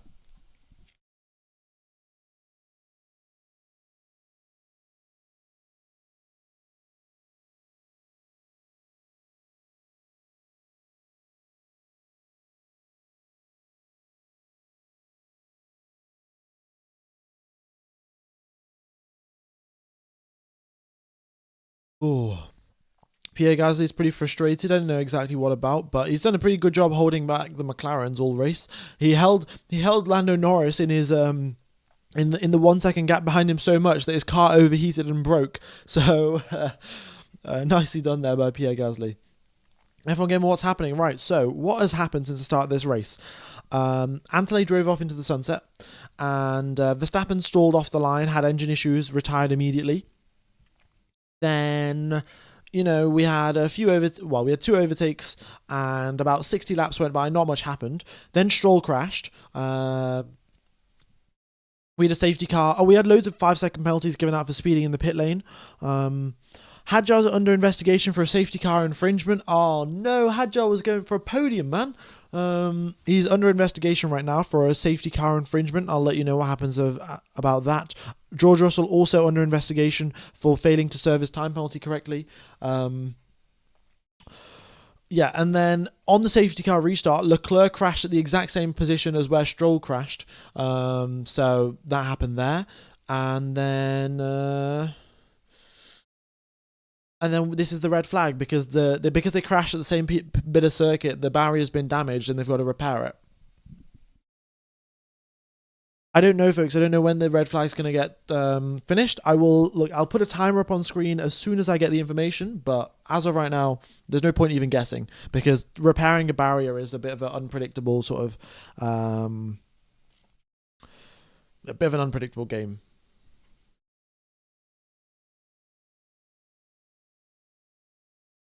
More points for Oscar. I'll move aside Gasly. Yeah, yeah. We'll see how it goes for Oscar.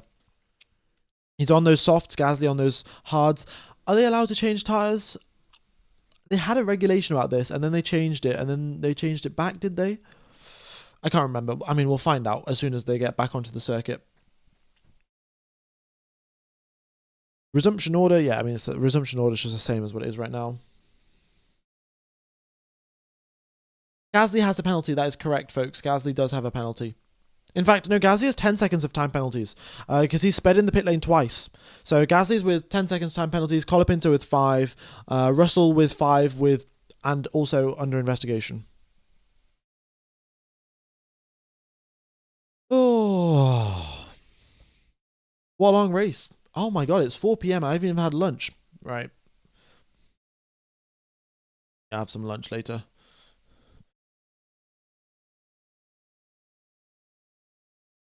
Track surface is damaged, and that's what's taking time. Yeah, it's either the barriers or it's a track surface. You've got a lot of people walking around. Got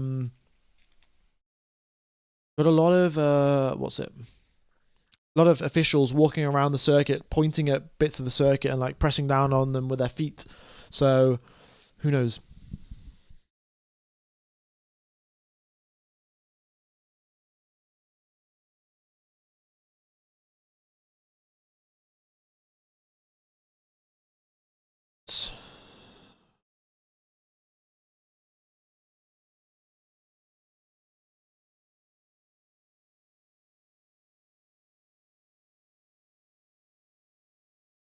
F1 game, there is a 2-hour time limit. Yeah, I mean, they'll have some more time, but I expect they'll restart the race. Yeah. Unless it turns out that the track is irreparably damaged. But I don't think so. We've got James Vowles, Alex Albon, Carlos Sainz having a nice chat.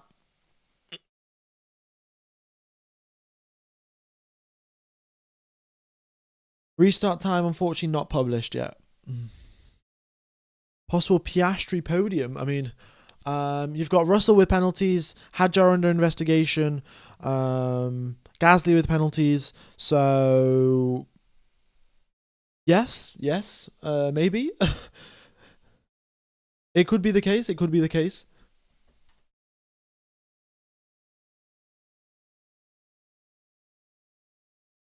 Yeah, the investigations haven't been closed yet. Hadjar and Russell's investigations are still taking place. I don't know what's taking them so long, to be frankly honest, but, you know, they're still taking place. They're still underway. Oh, look, there's Mattia Binotto there on the track. Also, yeah, this is what I was going to say. When was it? This was Wednesday. I went to visit one of my friends in London, and we were walking down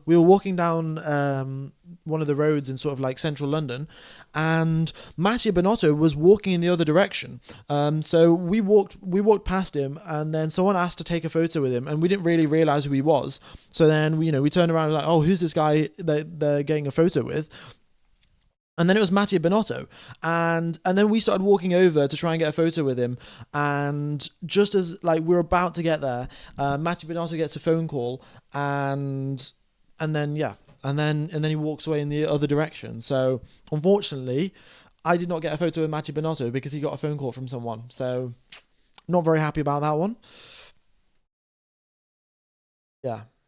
Very, very big tragedy. But yeah, I don't know what he was doing in London on a random Wednesday, but I suspect he flew over to Monaco the next day.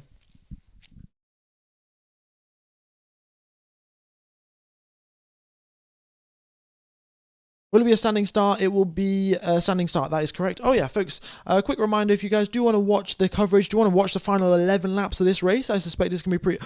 George Russell, a drive-through penalty for failing to serve a time penalty correctly. That is dropping George Russell from 4th position directly to 16th. Directly last position there for George Russell. Drive-through penalty has just been confirmed. And that is solely and entirely the team's fault. The team should have stopped Russell for 5 seconds, allowed him to get his serve the penalty, and then send him out. But they did not do so, and well, that makes the championship even worse for George Russell. He was going to score, what would it have been, 12 points or something for being in 4th position, and even that is gone now. And that is not George's fault. That is purely the team's fault. What was I talking about before? I forgot. I was talking about Matthew Bonotto or something. The race restart time yet to have been confirmed.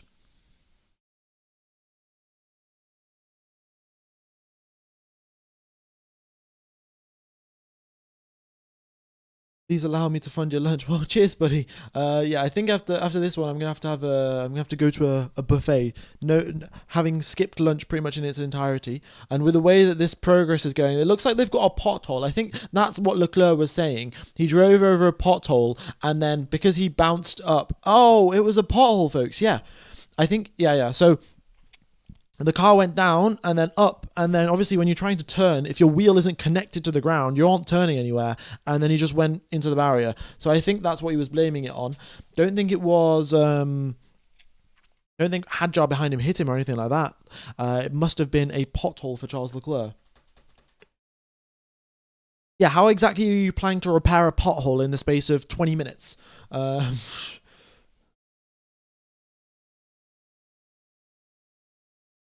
Respect. I mean, yeah, whatever.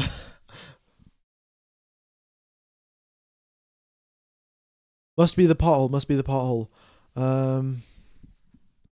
FIA stewards update. They're still in. Okay, so they've just given an update that they're still investigating Isaac Hadjar and his safety car infringement. So, with Gasly with 10 seconds of time penalties, Isaac Hadjar currently under investigation, George Russell with a drive-through penalty coming his way, that does mean that we may get a podium here for Oscar Piastri. There is a slight chance. Of course, it depends on what the outcome of Hadjar's penalty situation is, but there is a chance. Where I got a chemistry exam tomorrow, I got to revise. Yeah. Yeah, I mean, I had this during my A-levels as well. There was the Monaco Grand Prix in, 2022? 2022? Yeah, and it was raining. And I said I wasn't going to stream, but then it was raining in Monaco. I was like, oh, I've got to stream. How often does it rain in Monaco? So, yeah, best of luck to you guys doing your exams in the UK. I'm sure you'll do well. Oh, I was about to remind you about Proton VPN. Ah, yes. Yeah, so if you want to watch the coverage, you can get Proton VPN. It's $1 a month. And then you connect to an Austrian VPN server, a Swiss VPN server, whatever it is. Google ORF Formula 1. And then you can enjoy the Formula 1 coverage. It helps me out because Proton VPN sponsors the channel. You can watch the coverage for a much, much lower price than whatever it is in your country for Sky Sports or for ESPN or Kayo Sports, whatever it is. And, the commentary is in German, so you just mute it, you listen to me yap instead, but you're already listening to me yap, so you might as well watch the cars go around as well for $1 a month. What are A-levels? A-levels are the exams in the UK that you do when you're like 18 years old, 17, 18 years old, yeah.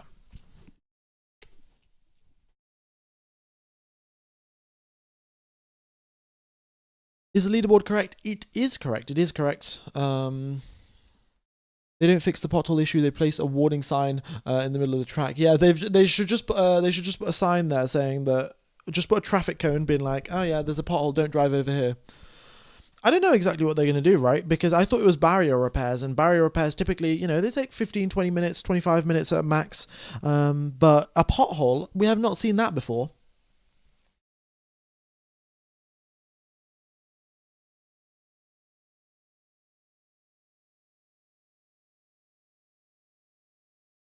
Apple TV has the rights in the United States. Yeah, they do. But, if you're in a VPN connected to Austria, then you can still watch the coverage.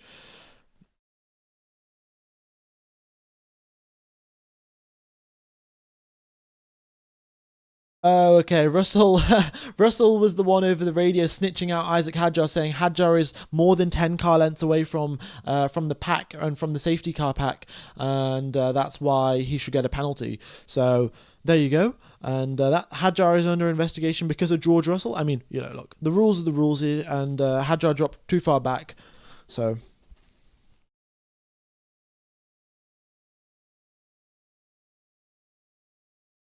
Russell on his way to the stewards. If you guys are going to give me a penalty, you should give everyone else a penalty too.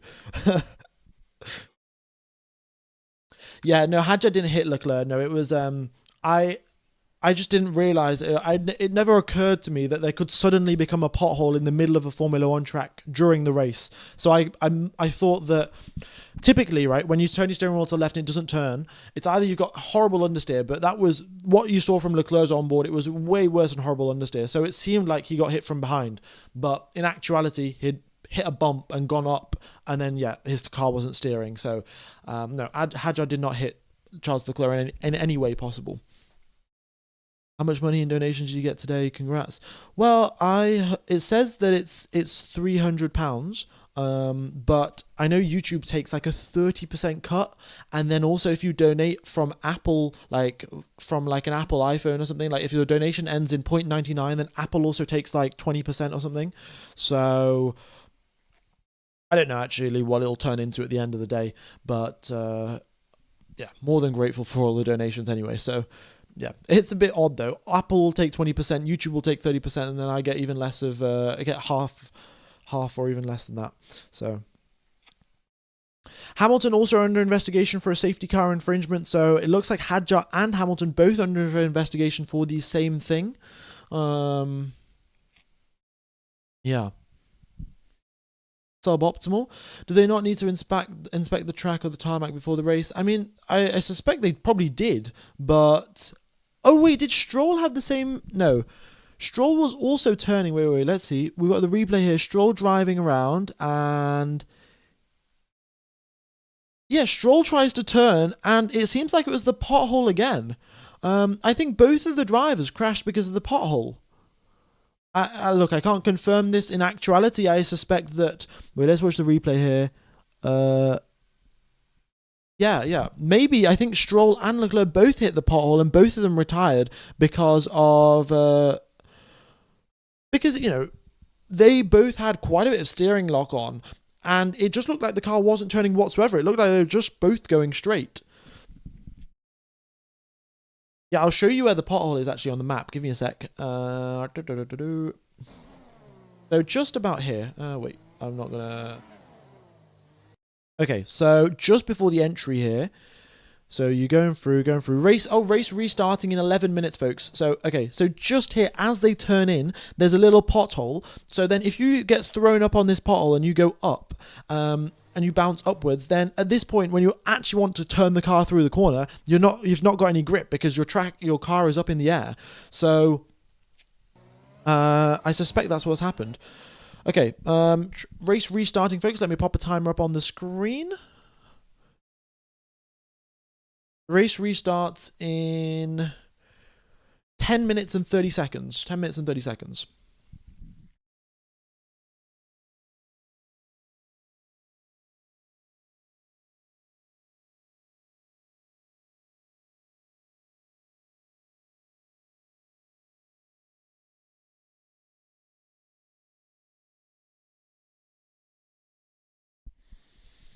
Okay. Matt, fix yourself right now. Yeah. I don't know how that occurs. Like, maybe the pole happened during the course of the race. Maybe, yeah, I don't know. It's a bit odd.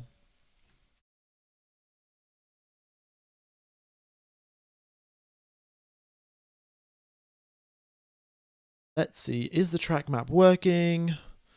Nope. Still looks to be broken, folks. Still looks to be broken.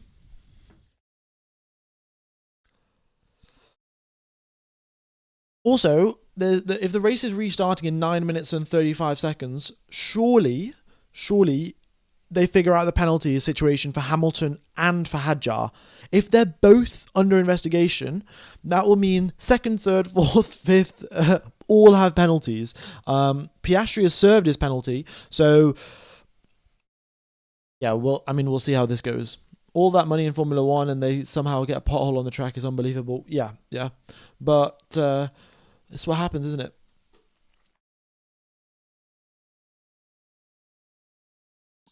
Monaco residents are filthy rich, but to have public infrastructure, you need some tax money. And of course, all of the people in Monaco are all there because it's got 0% tax.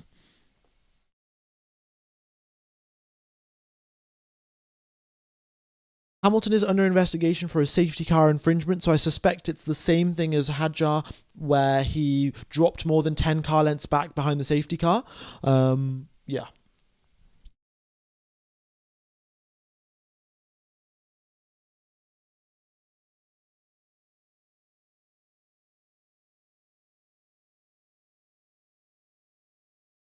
FIA, F1 Gamer, when have you ever known the FIA to make timely decisions? Don't put them under performance pressure like that. Yeah, I mean, I just hope that they didn't do it at the end of the race, right? Like, you don't want these guys fighting out for P2, P3 just to realize that they get a 5-second time penalty and get dropped down into 6th position. Yeah, you need that. You need the Leonardo DiCaprio meme, the one from Wolf of Wall Street, where it's like, oh, everyone gets a fun coupon, but this time it's everyone gets a penalty.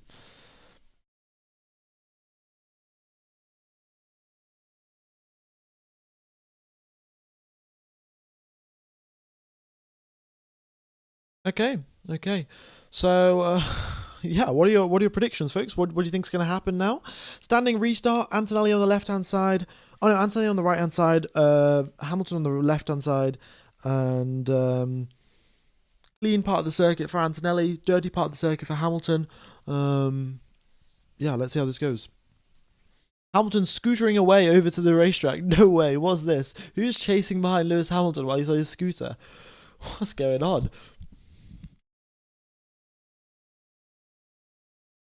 The potholes have been open since Friday, have they? Surely not. Surely the FIA would have realised and fixed something overnight.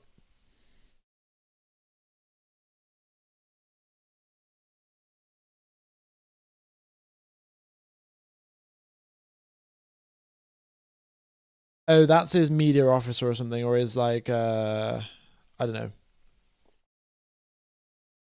his personal trainer or something like that, just chasing behind him. Lawson might be on the podium too. Yeah, maybe. I mean, it depends, of course, on the whole situation with the penalties, and how big the penalties are, how severe they are.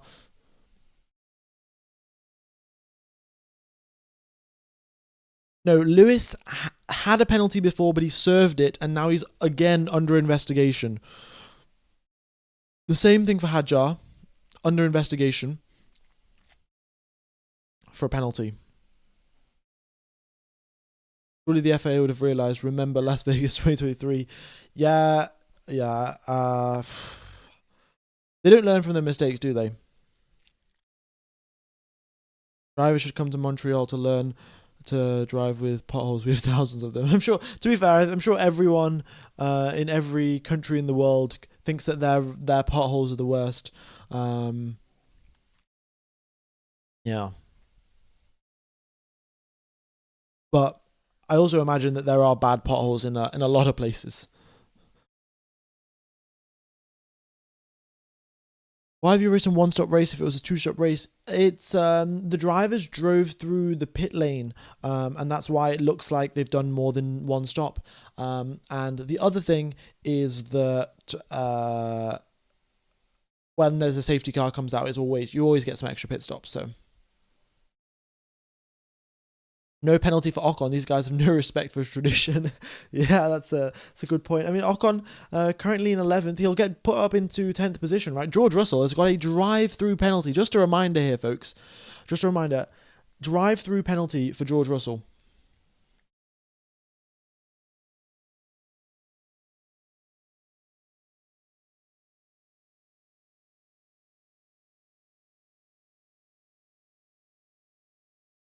What if everyone gets a penalty and no podiums?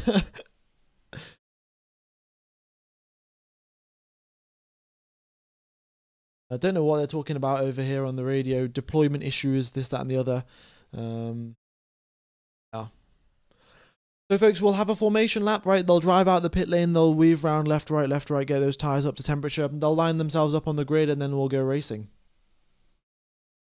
I think they can change their tyres, but we'll find out in 4 minutes' time, right? There's no point speculating when we can just wait for 4 minutes. Oh, we've hit our like target as well. I mean, I'm sure thanks everyone for hitting the like button. We have got, upwards of 25,000, 21,000 now because, yeah, we have a bit of a break in the red flag. But, yeah, thanks everyone for tuning in. Hope you're all enjoying.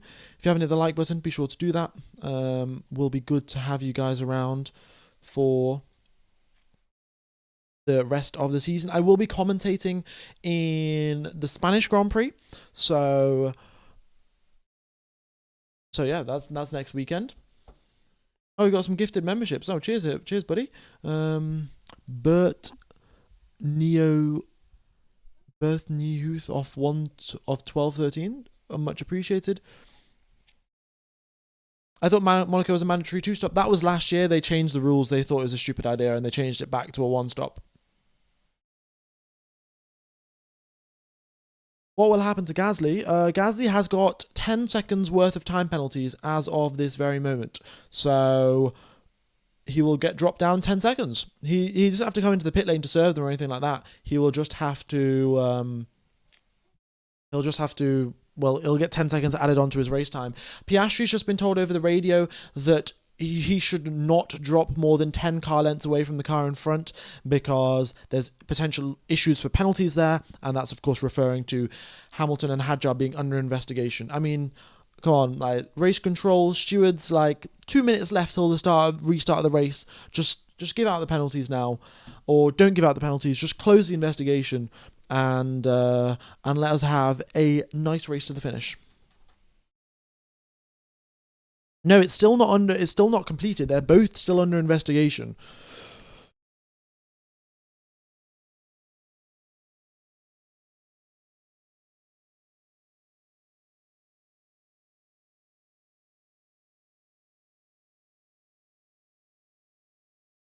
All right. I would put them all up on the screen right now, but the thing is, I would put them all up on the screen right now, but the problem is it's just going to get updated so fast that I'm not going to be able to keep it up to date, and I'm going to have to pause my commentary to then update it. So, yeah. Also, Leclerc will not be taking part. They can't repair his suspension. He's already DNF'd from the race. Even if they do repair the suspension, that's not doing anything. Okay. Here we are, folks. Cars coming out onto the racetrack. So they are now driving around. I will firstly make this smaller.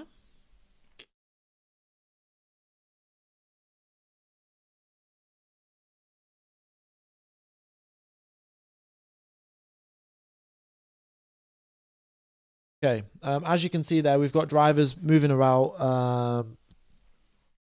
These are the lapped cars, by the way, folks. Lapped cars are unlapping themselves. They will find themselves at the back of the pit lane, and then we will go do the actual formation lap. So these are the lapped cars. They're driving around. They'll all find themselves on the lead lap of the race, and who knows? Maybe with the crazy amount of penalties that are flying around, Fernando Alonso will somehow be able to get a 10th position and score some points in the Aston Martin.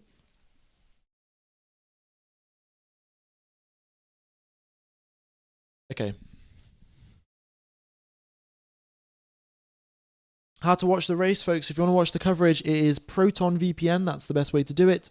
That's the link in the description. It's $1 a month. You then go into an Austrian VPN server, you type ORF Formula 1, and you can watch the coverage. Why'd they let the lap cars unlap? Because so everyone can be on the lead lap. Like, it's their rules. Oh, I don't know why it says Q2. Let me get rid of the timer.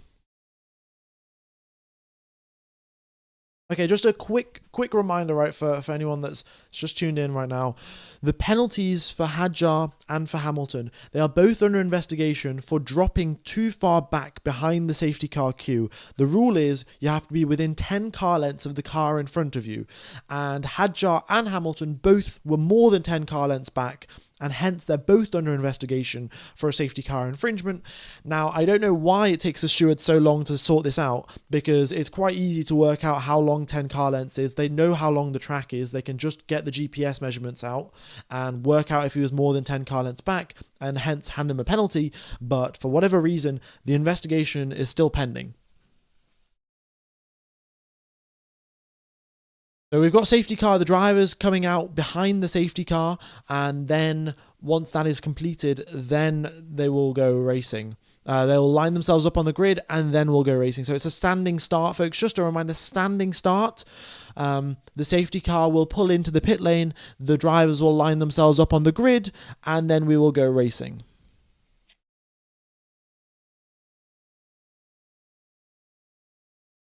The map is still broken. Yeah, I mean, the GPS has been broken all weekend.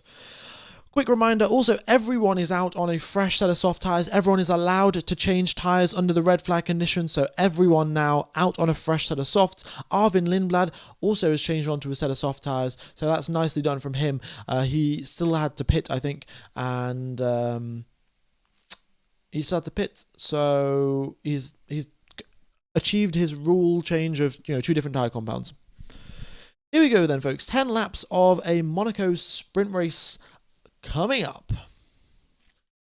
Hadjar says, I'm slow. I don't have enough power. Hadjar, potentially no further action for Lewis Hamilton for safety car infringement, folks. Just to confirm, Hamilton now has been cleared by the FIA. 0 seconds of time penalty for Lewis Hamilton right now. So that is what's going on. Why are we still going behind the safety car? What's going on? Okay, I guess we're doing a few more laps behind the safety car before we actually go racing. But Hadjar is... Yeah, so now we're having the standing start. So they did 2 laps to warm up the tyres to make sure everyone has enough tyre temperature and things like that, I'm guessing. But Hadjar's investigation is still pending. Hamilton is free of penalties. Hadjar still under investigation. George Russell with a drive-through penalty. Gasly with 10-second time penalty. Piastri penalty free. Lawson penalty free. Lindblad penalty free. Yeah, everyone below that I think is penalty free. Oh no, Colapinto's got a 5-second time penalty.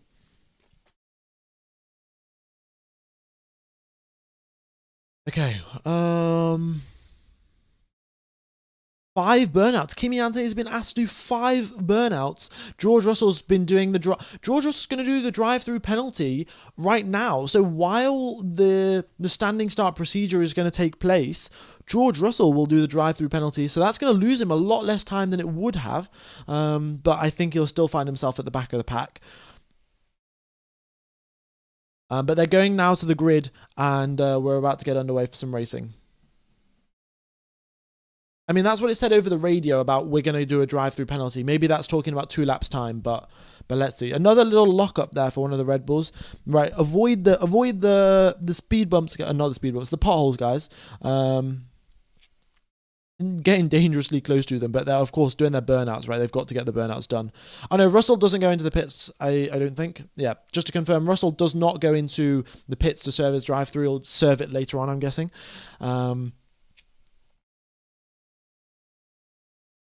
Yeah. Okay, so here we go then. Strat 3, mode 11, mode 4. That's the attack mode for Red Bull. We've got Kimi Antonelli lined up on the right-hand side of the grid. That's the clean side of the grid. He's got his mirrors full of a scarlet red Ferrari in the form of Lewis Hamilton in second position there. The final car lining themselves up on the grid is Gabriel Bortoleto. He didn't even start the race the first time around because he was starting in the pit lane after an engine issue. But here we go. We have now got 16 cars lined up on the grid. 22 began 2 hours ago. We have now got 16 remaining.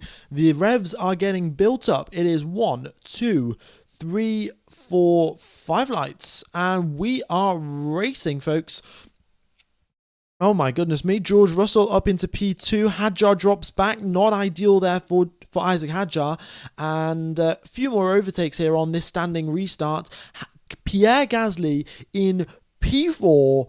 What a recovery for Pierre Gasly. Simply incredible. Huge props to him. And Antonelli, 1.5 seconds, has already built that gap out. 1.5 seconds already. This man is mental. Yeah, how he pulls out such a big gap is ludicrous, to say the least. Okay. Oh, yellow flag, yellow flag. What's this? Oh no, Portier. That's Carlos Sainz. Okay, Carlos Sainz just spins it around. He spins it around. All is good. And he's back of the pack. George Russell is sooner rather than later is going to have to come into the pit lane to serve his drive-through penalty, and that will put Pierre Gasly up into P3. So yellow flag cleared up. And lap number 71 of 78, Antonelli 1.4 seconds ahead of Lewis Hamilton as they go up the hill in towards the casino section.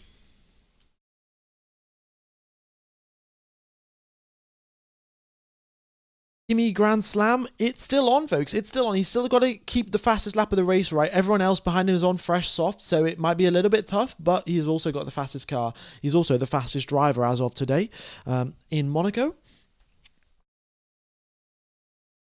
Gasly has got penalties, right? Oh yeah, Gasly has got penalties. I totally forgot about that one. Yeah, Gasly's got 10 seconds of time penalties. Wait. So that's still Hadjar then. Let me... Yeah. But Hadjar's still under investigation. They never cleared that investigation on Isaac Hadjar. Let me double check. Yeah, Hadjar's still under investigation. Hamilton is not. Oh, bro, FIA, man. Okay, we've had some attempts into the Nouvelle chicane. We've got Hulkenberg up into P9, nicely done by the Audi driver. Gets ahead of Alex Albon. Purple middle sector there for Lewis Hamilton. Russell's been told box to serve drive-through penalty, so you'll see him dropping all the way through the pack now. Purple final sector there for Lewis Hamilton as well. He's really trying to pick up the pace now and get close to Kimi Antonelli. Yeah, we're getting loads of overtakes now. Pierre Gasly is in P3, but just as a reminder, 10-second time penalty is what is currently is coming his way. So, yeah. No, Russell didn't do it on the drive-through lap. He's just done it now, and as you can see, he's coming out in last position. Purple first sector for Kimi Antonelli. It looks like he's not going to take too nicely to Hamilton's challenge, and he's just going to go full send. Okay, confirmed. Isaac Hadjar, no further action for the safety car infringement as well. So both Hamilton and Hadjar have been cleared up for the safety car infringement. So when Gasly gets a 10-second time penalty applied, Hadjar will find himself up on the podium. Perez P11. Oh, this could be Cadillac points right here, ladies and gentlemen. Cadillac points before Aston Martin points. That is not something that I would have expected to say going into towards 2026. Carlos Sainz also retires from the race after having contact, and yeah, fair enough. That's him out. George Russell is in 14th position there in a big old bit of traffic. Let's see what Sergio Perez can do. Can he pull off some points for the Cadillac team? That would be incredible. Another fastest lap of the race by Antonelli. 0.6 of a second faster than Lewis Hamilton. Incredible scenes right there at the lead of this race. Kimi Antonelli dominating from the front. And, well, if he gets a Grand Slam, it would be totally, thoroughly deserved.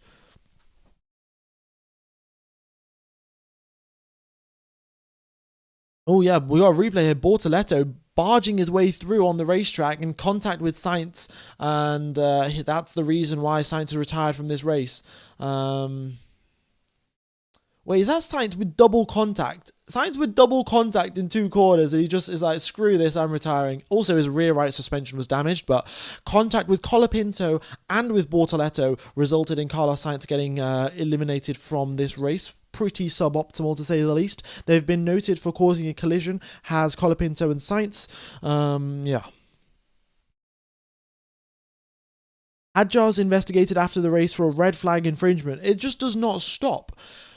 Hadjar will be investigated after the race for a red flag infringement. I don't even know what this is now. Yeah, the championship lead right now is going to be mental with George Russell without the points and Kimi Antonelli still in P1. We've got 4 laps remaining of this race, lap number 75 of 78, and Kimi Antonelli with another fastest lap of the race.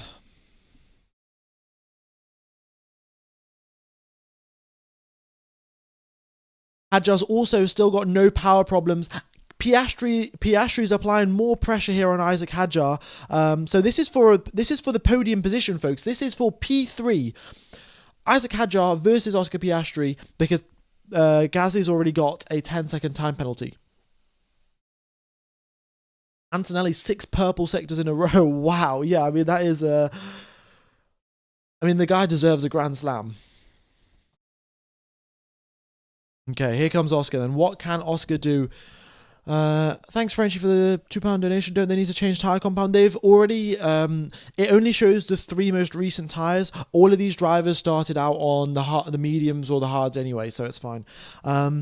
Perez has been noted for a false start, being out of position. That's bad luck. I mean, hopefully, he can still maybe get up in the top 10. We'll see how that works out. I think it will be the youngest Grand Slam if Kimi Antonelli does this one. Okay. Here we go then. We are on 3 laps left to go. Just been told to... Okay. Let's see how they goes. Let's see how it works out for Hadjar. It's getting pretty tight up here. This is, of course, McLaren's 1,000th Grand Prix in their history. It'd be quite nice to get a podium on their 1,000th Grand Prix. Sergio Perez under investigation for a false start for being out of position.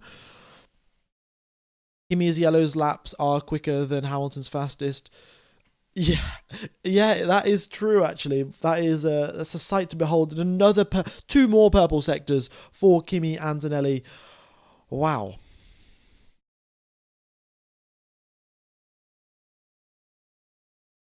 It'd be quite nice if we had the map, but oh well.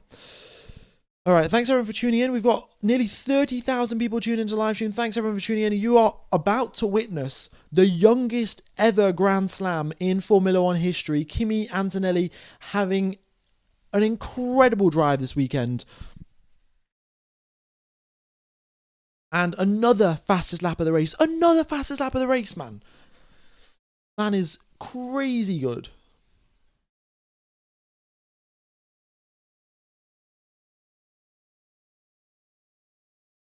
Okie dokes, here we are then. Lap number 77 of 78. And Piastri is doing absolutely everything that he can in his power to get ahead of Isaac Hadjar, but it's just working out to be a little bit too tough right now.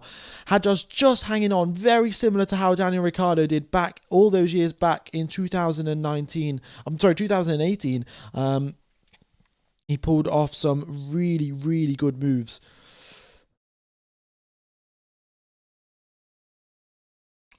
Really good defensive work. Okay, Kimi Antonelli, yellow again on this lap. Nobody's beating a 1:13. Oh, yeah, I don't think so. He's honestly putting in quali laps. I think we saw quali laps yesterday in the 1:13s in Q1 and maybe even Q2. So, yeah, incredible to see really there from Kimi Antonelli.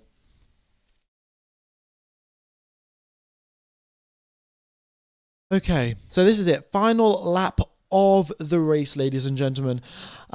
Kimi Antonelli has led this race absolutely brilliantly. Currently in the points, we've got 2 Racing Bulls. We've got the Williams of Alex Albon, the Audi of Nico Hülkenberg.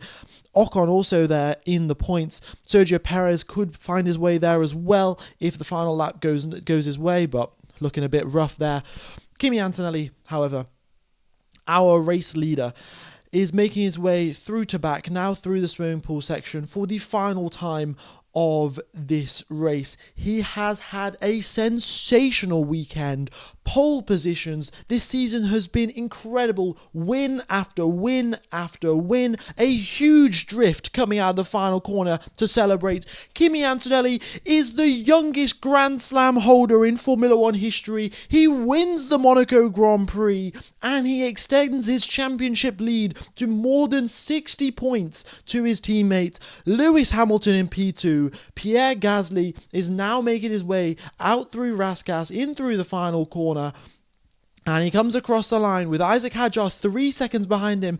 There is 10 seconds of time penalties remaining for Pierre Gasly, I think, as Hadjar now comes across the line, and he should get promoted, and promoted he does. Isaac Hadjar, podium in Monaco, Oscar Piastri P4, Lawson 5th, Lindblad 6th, Gasly in 7th, Alex Albon crosses the line in P8, Hülkenberg in 9th, and Ocon in 10th to round out the top 10, ladies and gentlemen. What a race this has been. Simply incredible scenes. Just an amazing Grand Prix in every single way that you can imagine. We got some overtakes in at the end as well of the Monaco Grand Prix, which is great to see. And Antonelli, youngest Grand Slam. Wow. A lot of action. George Russell, championship is slipping away as we speak. Let me put up the championship standings onto the screen for you guys. These are the championship standings. Lewis Hamilton finds himself up in second position. He gets ahead of George Russell, actually. So 90 points for Lewis Hamilton, 88 for George Russell.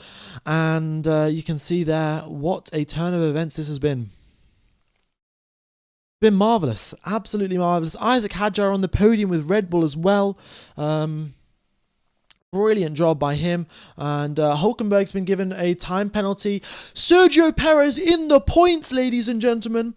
Cadillac score some points in, and that is 1 point to their name as Nico Hulkenberg gets a 10-second time penalty for causing a collision. And Sergio Perez gets promoted up into P10. Cadillac with points before Aston Martin. Wow.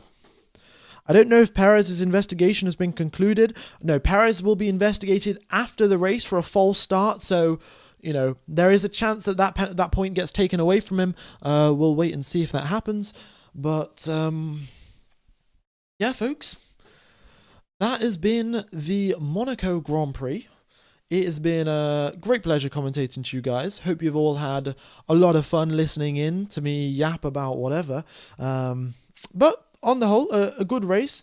More excitement than I would have expected. More excitement than the first half led on to be. And, well, it should be even better in Spain. Spain, Barcelona, Catalonia. That's the racetrack we're going to be at. So, job done, really. Job done. Got a yellow flag on the circuit at Portier. Right. There you go. But yeah, that's all from me, folks. It's been a pleasure commentating to you guys. I really do need to go get some lunch because I haven't had any food in like 8 hours, maybe 7 hours. So, I'll do that. I mean, I apologize for the map not working. Unfortunately, you know, as I'm sure you'll have checked a few of the YouTube live streams, it's not working for anyone else either. So that is that. And yeah. Also, you Aston Martin fans out there, if Perez does get a penalty for his false start, then that will be Alonso promoted up into P10, and that will be some points for the Aston Martin team instead. Isaac Hadjar is not under investigation. He is free. Oh no, he is. Isaac Hadjar is still under investigation for a red flag infringement that's getting investigated after the end of this race. Yeah, I mean, we can complain as much as we want about the stewards not sorting stuff out, but it's not going to change. So, Hadjar still under investigation. Perez also. I can't remember the rest of them, to be honest. So, bravo, Kimi. And a great race. So we'll be back in 1 week's time, folks. 1 week's time for the race in Barcelona. It's going to be a normal weekend, no sprint weekend or anything like that. So 3 practice sessions, quali session, and then the race. And that should be that, really. Yep. So I'll see you all in 1 week's time. Have a wonderful morning, day, afternoon, evening, or night, depending on where you are around the world. And if you could hit the like button on the Barcelona stream, that would help out the channel so much. I'm going to end the stream now. I'll take you over to that stream. Yeah, it just helps the channel out loads when you hit the like button on it. So that's all from me. Yeah. Hadjar is under investigation. It's for a red flag infringement. I don't know exactly what it was. It just came through on the race control message. So there's a chance that, you know, Piastri gets P3 because Hadjar gets a penalty, but that will get announced. You'll get a notification on your phone about whatever happened. So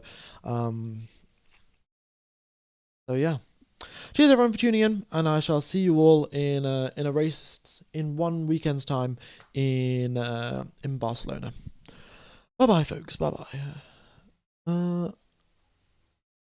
just hit the like button on the Barcelona stream. Cheers.